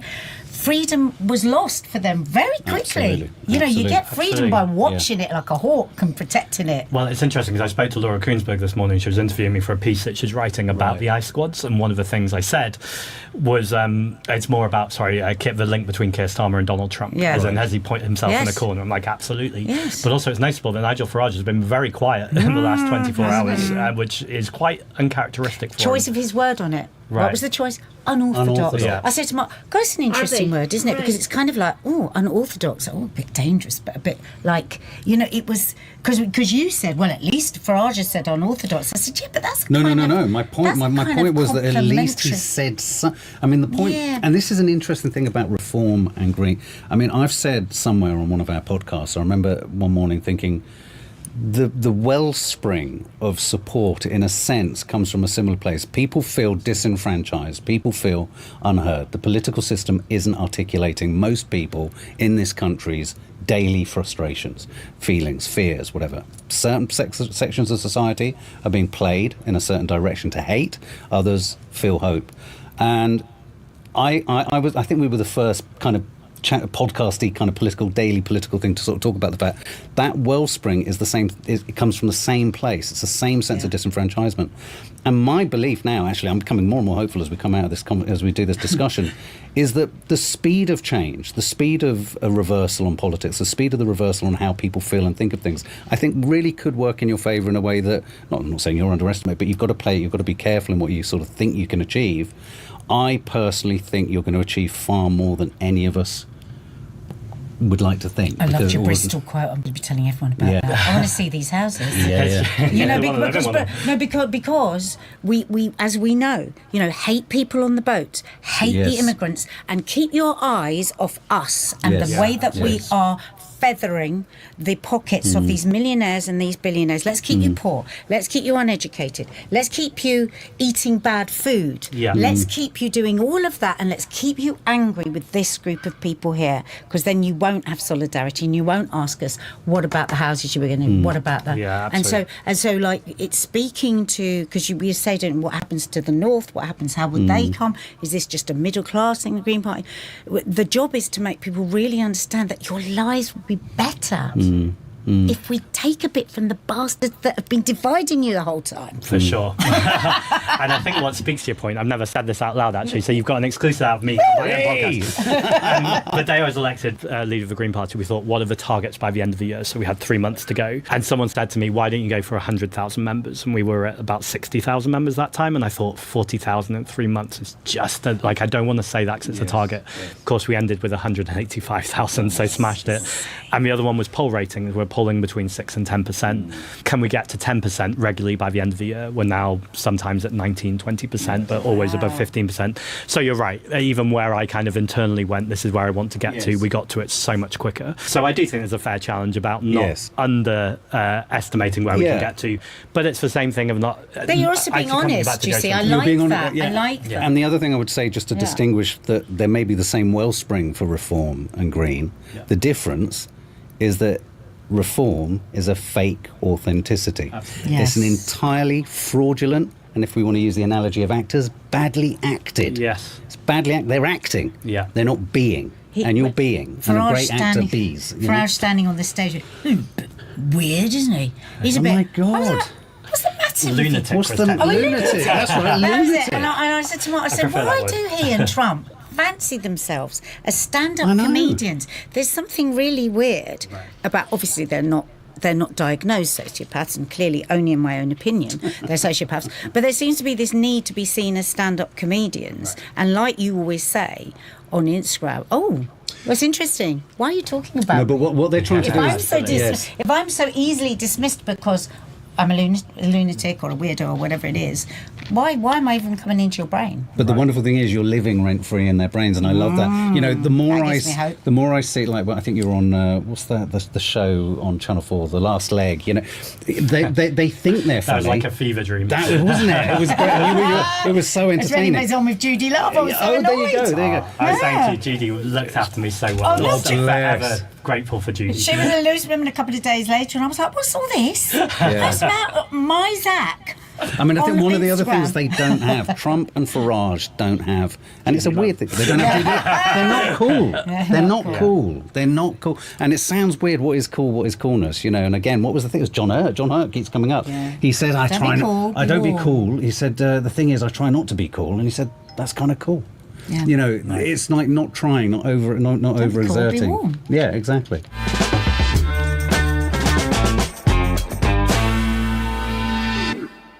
Hey Zach, guess what?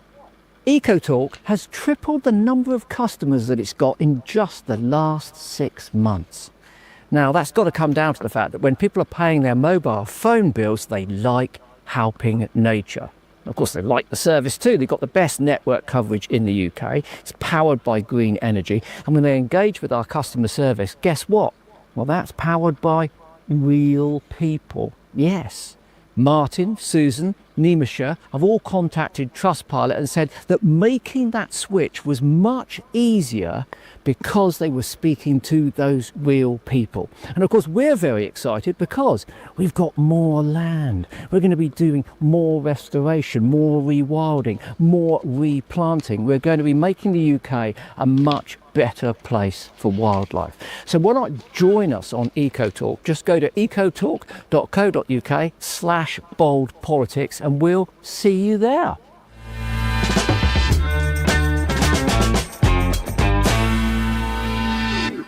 When you keep talking about hope, there's one name that keeps coming up to my mind, and I caveat this with, like, I think we've got to be careful that we don't find saviours, and I'm not saying that you do that. I realise that you're recognising the work I've done and saying, here's our work and what we're contributing, and I hope everyone can do their own bit in their own way. And we want to know what we can do. For sure.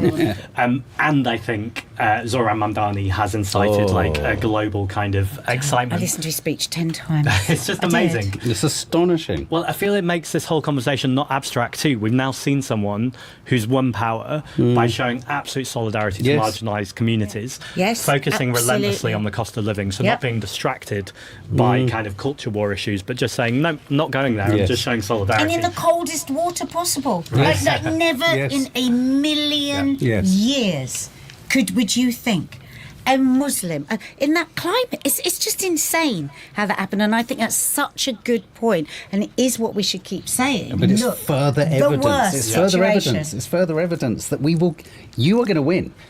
I promise you. I think you'll be surprised. Well, I mean, because we want to be there too. But I mean, you know, I think his story is quite phenomenal. Right. Insofar as the you know, again, in America, in New York, in that culture, if that can happen in a weird way, what we're hoping to do here isn't even as extreme as that. Right. I think even if you look at the really negative, terrifying, petrifying things that are going on in America and where else, you know, it's like you've got the extreme of what happened in Mamdani, you've got the extreme of what's happening, you've got ICE agents shooting people in the face, we've got all of this. We never would have thought this 6-7 months ago, right? So even the really negative, terrifying extreme gives you hope that it can go back that way. Why can the pendulum only swing one way? You know, it could swing the other way. It just as easily could, well, not just as easily, but there's possibility. There's chance. There's a chance we can bring the world back. Here's a question. We were talking to our dear friend Miranda over the weekend, and she's a huge supporter again of the Green Party. And we were wondering not whether the word green is the elephant in the room, But whether the word green is the thing that I see or feel or find, that people who are trying to kind of unpick you, and you, I mean us as well, you know, oh, well, you're not really, can't be taken seriously, it's all idealism, it's all, you know, they haven't had the keys of power. No one's had the keys of power properly, really. Everyone's a caretaker for the same system. But whenever they say all of that, they do lean into the word green like it's a one policy party. That was, and I think that was but why. That's why he never really talks about the green. No, absolutely. But that was why it felt like such a seismic moment, just for me personally, when I said I'm voting Green. It was something I'd obviously held about myself about the Green Party. So it's important, isn't it? It's always been important, the environment and climate change. But there's always that accusation, well, you're only dealing with one topic or one theme. Obviously, you're not, and I think your successors... fucking planning. Well, exactly. I think there's a few things there. A journalist tried to catch me out recently because we sat down for an hour's interview. I won't name them because I think the piece hasn't come out yet. But they clearly wanted to do an hour just on the climate crisis and the environment as a deep dive. And I think they thought that was going to throw me. Here's the spoiler. I love talking about the environment and the climate. It's one of the single things we need to really talk about. And the reason why I don't talk about it so much is for the exact reason that you say. And at the same time, it's a really, really important issue. Yeah, of course. But what I'd say to people is we can't get over that issue by changing a name or not talking about it. Yeah. Where I think we can tackle that issue, though, is by going, if we have an equal living standards, if people feel like they're being paid for their work, if they feel like there's a just transition, so if we're closing down industries in oil and gas, for instance, but creating new jobs in renewable energy and community work, etc., and people are being paid properly in trade unions, so they're getting dignity at work, etc., then it becomes much easier and possible to tackle the climate crisis because you're coming from a place where people are going, I'm not in this scarcity mindset where you're pointing at small boats and I'm worried about people who are fleeing their life taking something. But actually you've got a base where you go, okay, now let's talk about the climate crisis. Now the fair challenge though is we can't wait until we have a more equal society to tackle the climate crisis. So we've got to kind of do these things at the same time. At the same time, But I believe in storytelling terms, the first chapter of the story is we live in a very unequal society. Let's start taxing multimillionaires and billionaires and redistributing money. And that's what we just have to keep pumping out because what people hear is, I haven't got what all these other people have got and it's the immigrants' fault. No. You haven't got what you should have because there are fucking fat cats. The fat cats have got what you need, not the immigrants, and so if we could just turn that turn that anger and hate and that ruling by dividing that's gone on for so long to that. I think Venezuela's really demonstrated this too. It's about US militarism, but immediately it was about oil and gas as well. So actually you can't separate the climate crisis from the big inequalities. Now I know you guys get this. I think the challenge to Miranda is still a fair enough challenge that we've got to communicate that more, and I think we do that through storytelling, through videos, through keep kind of chipping away. I think sometimes too, I'm not talking about Miranda now before she gives me hate mail love you, Miranda. Sometimes I think people are stubborn, and I think that's fine because we have cognitive bias. So we've always supported a party, whether it's the Labour Party, and to let go is really traumatic and difficult for people. And I get it, especially for minority or immigrant communities who, like in the 60s and 70s, the Labour Party had their back. So there's still like a loyalty through family through that. And I think we don't win that over by just telling them they're wrong. I think we just need to keep turning up and demonstrating the difference and going, actually, are they serving you or are you better over here? That takes time. I think I also was just having a thought there. When I was at university and a friend of mine was taking me to Marxism 90, and then I had a friend of mine who said to me, I didn't say, a friend of mine, exactly. and it was just struck me, everyone was rowing with it. I was like, let's all just get on board with the same argument. That was one of my upsets around your party, the Corbyn party, was, oh my God, this just doesn't look good. This is really bad optics. But a friend of mine said, I know what we need to do. We need to and he was left wing. He's like, we need to vote Tory. He said, we've got to make things worse. So I've just paused and I've just thought, hang on a minute, we need Keir Starmer to stay there. He's such a liability as well. He's a continual, constant liability. I mean, I'm joking, but, he's so spectacularly bad that you kind of, but if Yvette Cooper came in, all the others that are there in the wings, it's just such a soulless, non-committal, complicit, unable, castrated government. So do you mean rather than him be replaced, let it by get someone as who bad could as be it good, can, let because him then just people that would never turn to the Tories might turn. I believe Labour is finished. My mum, who's a staunch Labour voter, has been all her life, and I told her we were coming to meet you, Zach. She was like, oh, thank God there's someone with their head screwed on. because she's given up on Labour, and she's been Labour through and through. She's just completely... They're hopeless. They're seen as hopeless, and they are seen as Tory light. And then I think the opposite side of that argument is, and I think we're doing this, but we need to do it more, is to offer a real alternative. Yes, so absolutely. to not rely on the collapse of Labour, exactly. but to go, actually, this is something that people can get excited about, can feel like they belong, that they're a protagonist in. If we come back to storytelling, you'll notice a couple of times in this conversation I've gone, it's we, it's us. Yes. And that's because what we see on the right with Farage is it's him. Yes. And actually, when he goes, there's no real structure there other than the global network, which is a whole other thing. But in terms of reform itself, you know, it's a one-man band, and I'm absolutely determined. I already know the Green Party aren't that, but I think the media are now in another phase where they're like, oh, that's something we can do. We can make the Green Party Zach, and I think it's something I and the party are really keen to resist. And brilliant people like my deputy leaders, Rachel Millward and Motton Ali. I'm sure you've seen Motton do like some brilliant work too, where he famously, when he won as a councillor in Gipton and Hare Hills, he shouted Allahu Akbar because he was celebrating. And Tommy Robinson and the Daily Mail launched on him the next day for shouting God is great.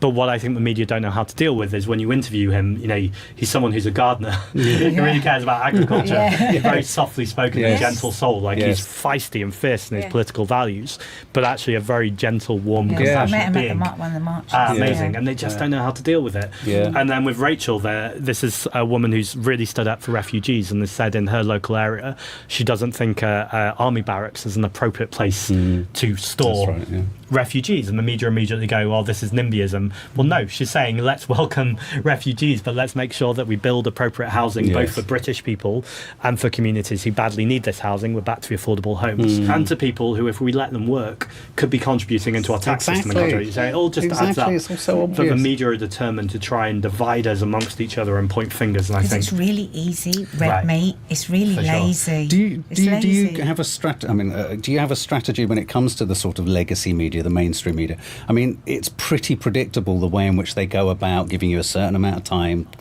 tying you to one topic, pre-writing what they want to hear from you, and then you've got the independent media outlets, which you've got like this. You've got more space to kind of talk and explore ideas. Is there a strategy there? Are you thinking, well, actually, even if we're given no time on this show with LBC, with this, that and the other, it always works in our favour, even when we're kind of, tightened down into sort of like a 2-minute soundbite? Is that a strategy that you're sort of... Yeah, and that's exactly the strategy. I think it's both. It's creating spaces like this where when I first set up the podcast, I remember I went on another podcast that's a more establishment podcast, and they said to me, are you avoiding scrutiny by setting up your own media channel? And I said, anytime you want to ask me a question about literally anything, invite me and I will come as soon as possible to speak in your microphone and answer your questions.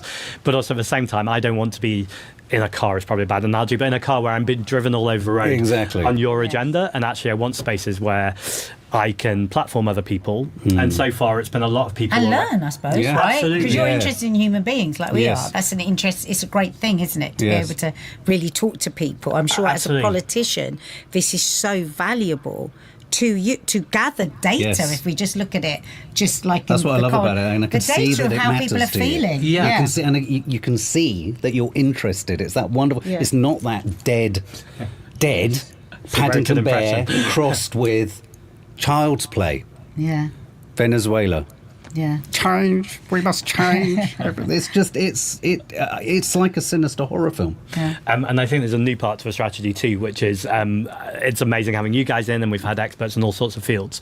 But I've invited recently by a paramedic who said, do you want to come on a 12-hour shift with us to see what we do? And I couldn't get back soon enough and go, yes, absolutely, I want to do that. But what I want to do is not only go on that, but then invite the paramedic or whoever's working in the NHS to come on the show. So we're hearing from people without public profiles who are doing these jobs. I think that's so great. I think that's a great idea. Such a good idea. It's like, I've been a presenter for years, and I always say to you, don't I, give me somebody non-famous.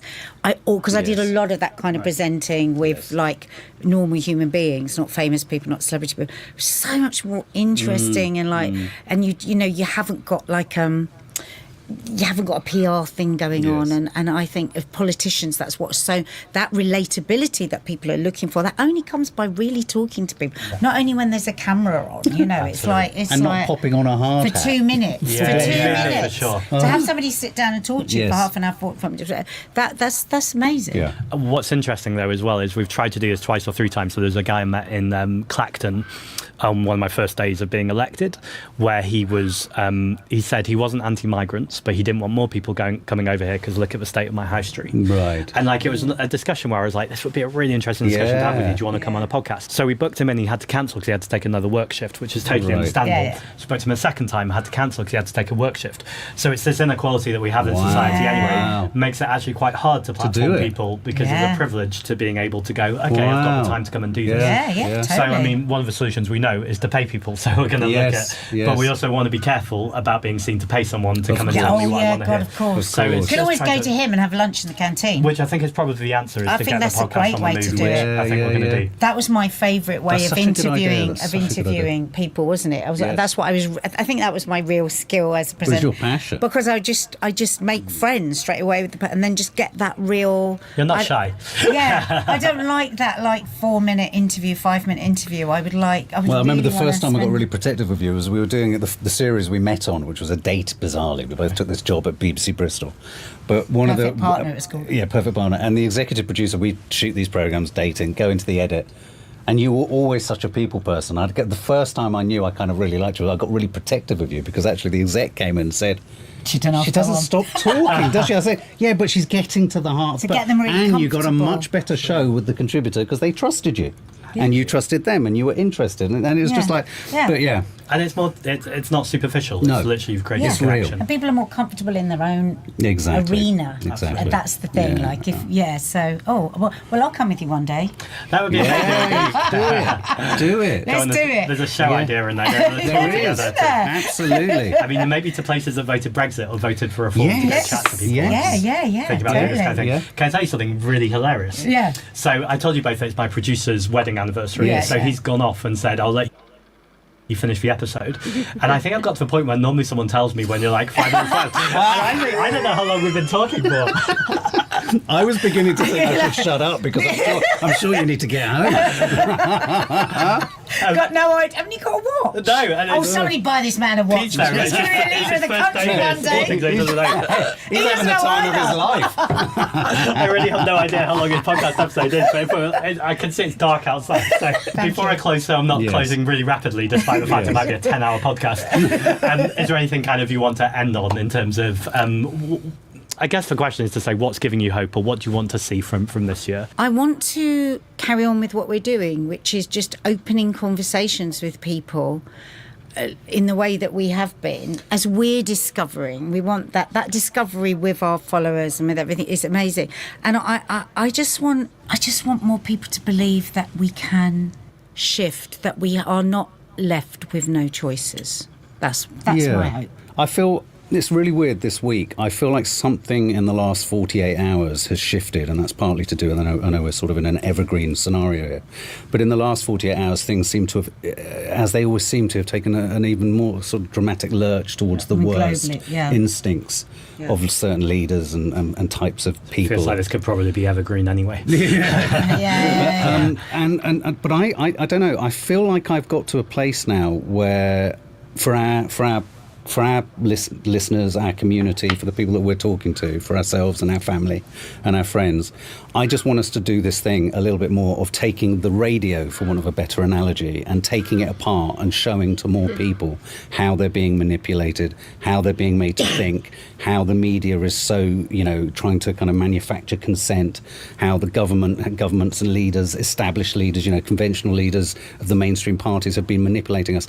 I think otherwise, I begin to worry that I don't believe the system will yield change enough. We just have to keep explaining and doing MRI scans over the fraud, the fakery, the manipulation, the control, the deceit, because there's so much of it. And I think the thing that really upsets me is so many people, like if I go back to my nan, she was just so unaware of it, and yet in her there was the instinct to do something kind, like she did for young people when she didn't vote for Brexit. If she'd actually been shown the nuts and bolts of it all and how she's been manipulated, she was smart enough to go, that's outrageous. And I want people to be more outraged. And I want to do whatever I can and we can to help them do that. And to believe in solidarity. Yeah, it's a powerful thing. On that note, if anyone wants to, or everyone wants to follow you guys in your podcast, what's it called and how do people find it? Called? Well, you come to the Sawala Radleys, which is our YouTube channel. Coffee Moaning is the podcast, but you can get that on Apple podcasts, Spotify, wherever. But join us on YouTube Join live, us on because we YouTube. talk a lot to you when you're listening to us. I love that. Yeah. I suppose the final thing I want to say is you two have been very kind talking about my kind of authenticity and bravery and hope, but actually I think it's just a mirror to what you guys are doing, so thank you for everything you're doing. Bless you. Loved the Never Ending Challenge.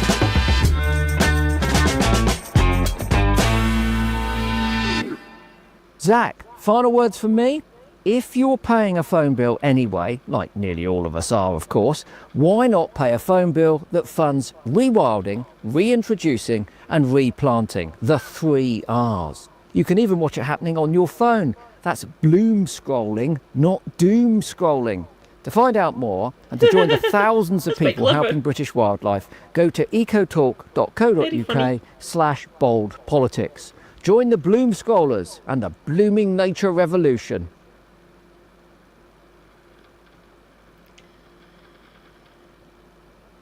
Right, I've tried everything I can to get back into my normal Twitch account, and I can, just to go and say hi to people, but I don't know where I'm going wrong. I've tried 4 times to get back in, and I've now blocked.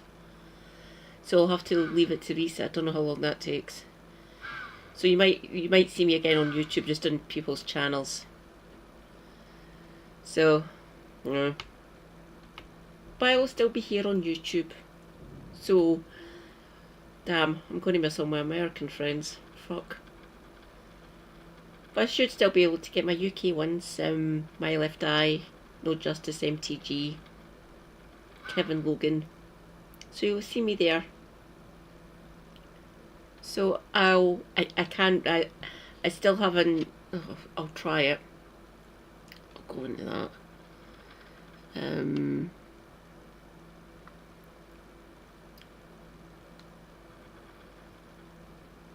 Let's go to my studio.